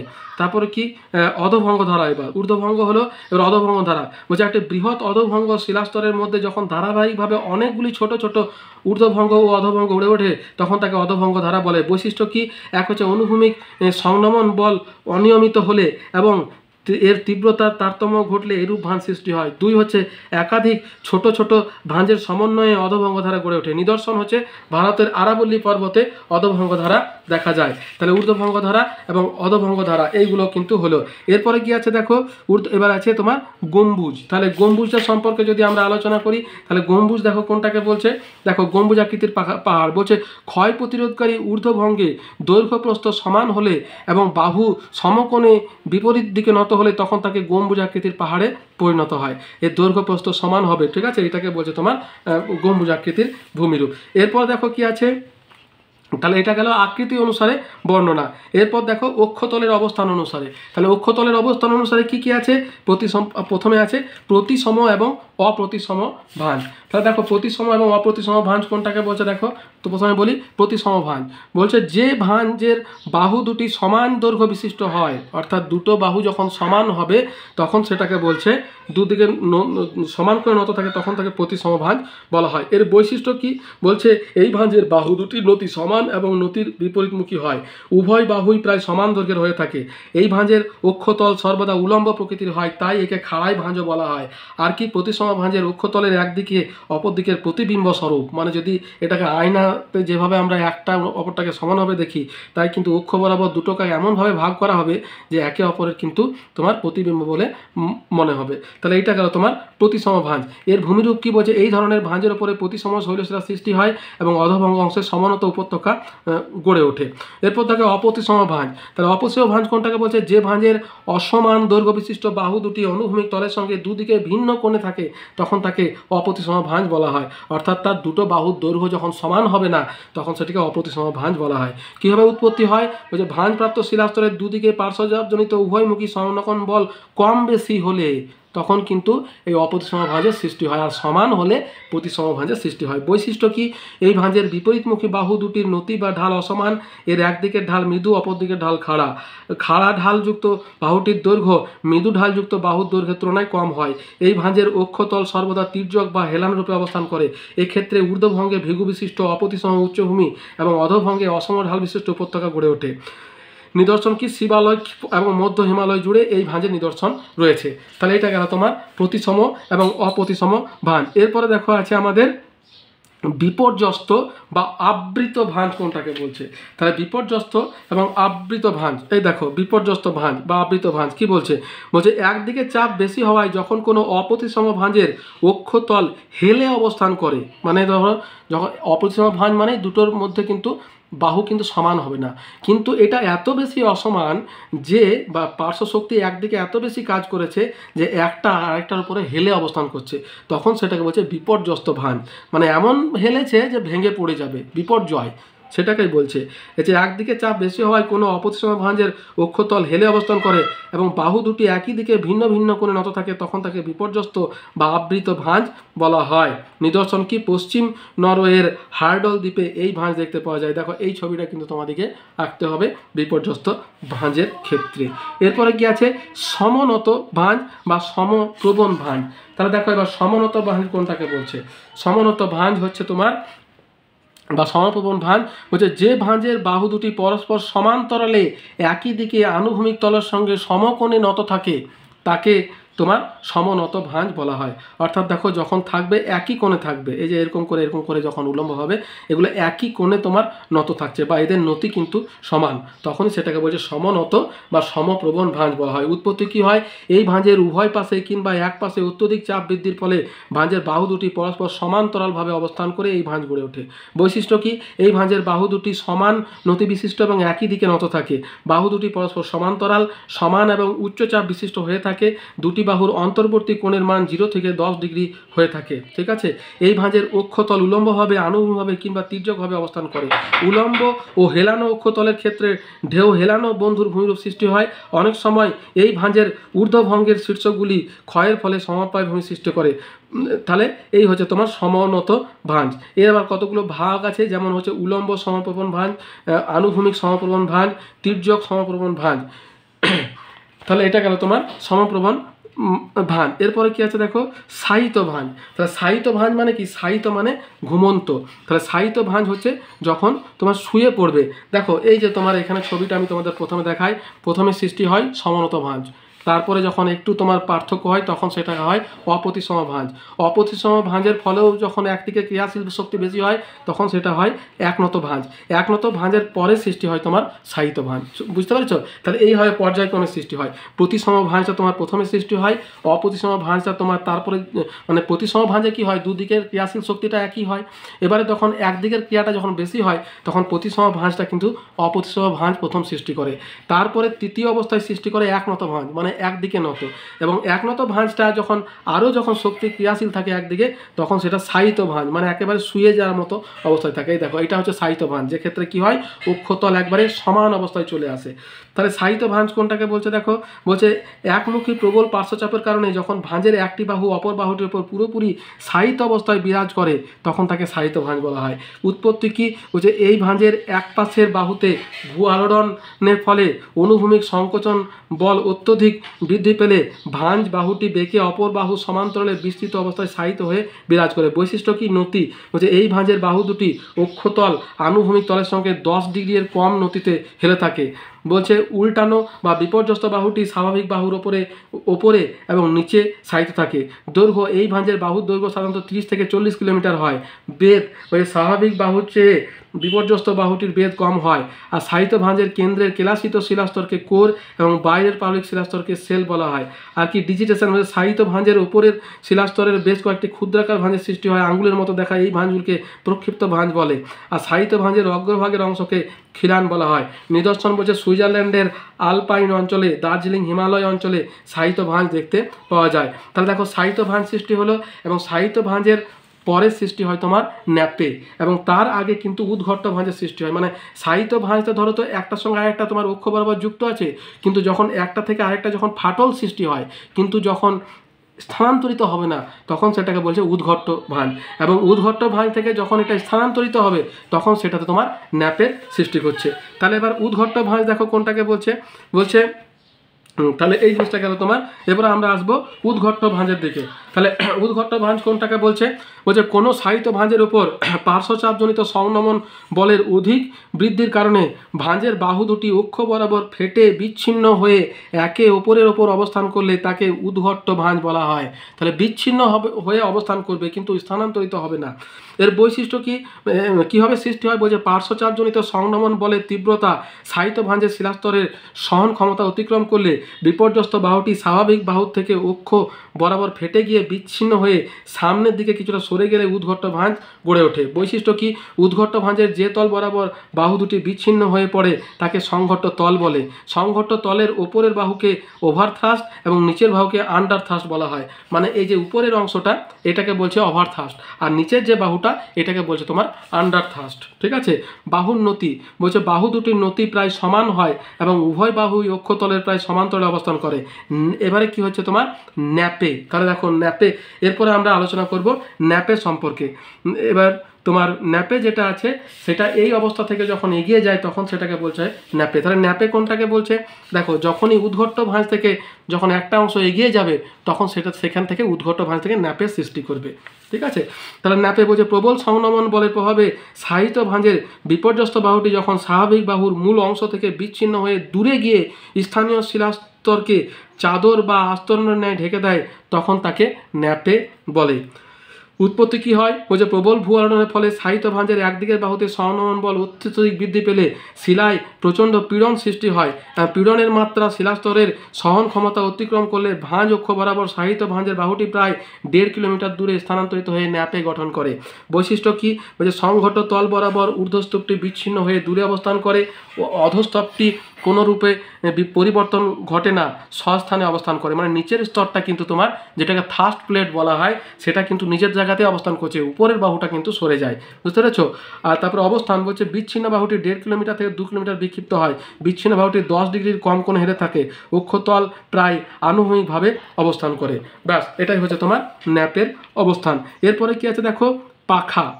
তাহলে পাখা কোনটাকে বলছে? দেখো পাখা ভাঁজ হচ্ছে, দেখো পাখা ভাঁজ বলছে যে ভাঁজের ঊর্ধ্বভঙ্গের বাহু দুটি নতি অক্ষের অভিমুখে এবং অধভঙ্গের বাহু দুটির নতি অক্ষের বিপরীতে অবস্থান করার ফলে ভাঁজটি পাখার মতো আকার ধারণ করে তাকে পাখা ভাঁজ বলে। দেখো এইটাকে বলছে তোমার পাখা, অর্থাৎ ঊর্ধ্বভঙ্গটা যখন এইরকম বিচ্ছিন্ন হয়ে যাবে তখন সেটাকে পাখা ভাঁজ বলছে। উৎপত্তি কী করে হয়?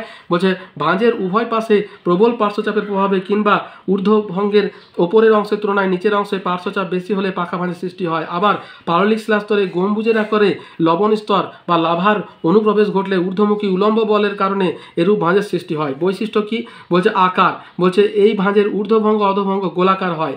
এই দুই হচ্ছে এই ধরনের ভাঁজের অক্ষতল সমান্তরাল প্রকৃতির হয়। 3 হচ্ছে ভাঁজের বাহু দুটি ঊর্ধ্বভঙ্গে পরস্পরের দিকে এবং অধভঙ্গে পরস্পরের বিপরীত দিকে প্রসারিত হয়।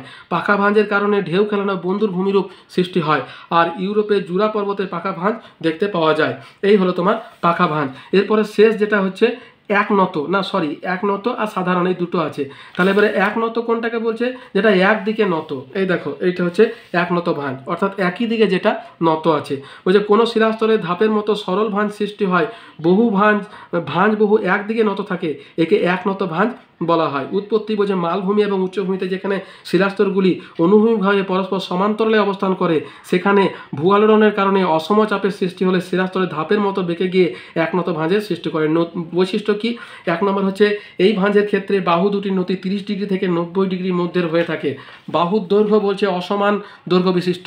উচ্চতা বলছে বাহুর ওপরের বাহু এবং নিচের বাহুর উচ্চতার পার্থক্য 100 থেকে 1000 মিটার হয়ে থাকে।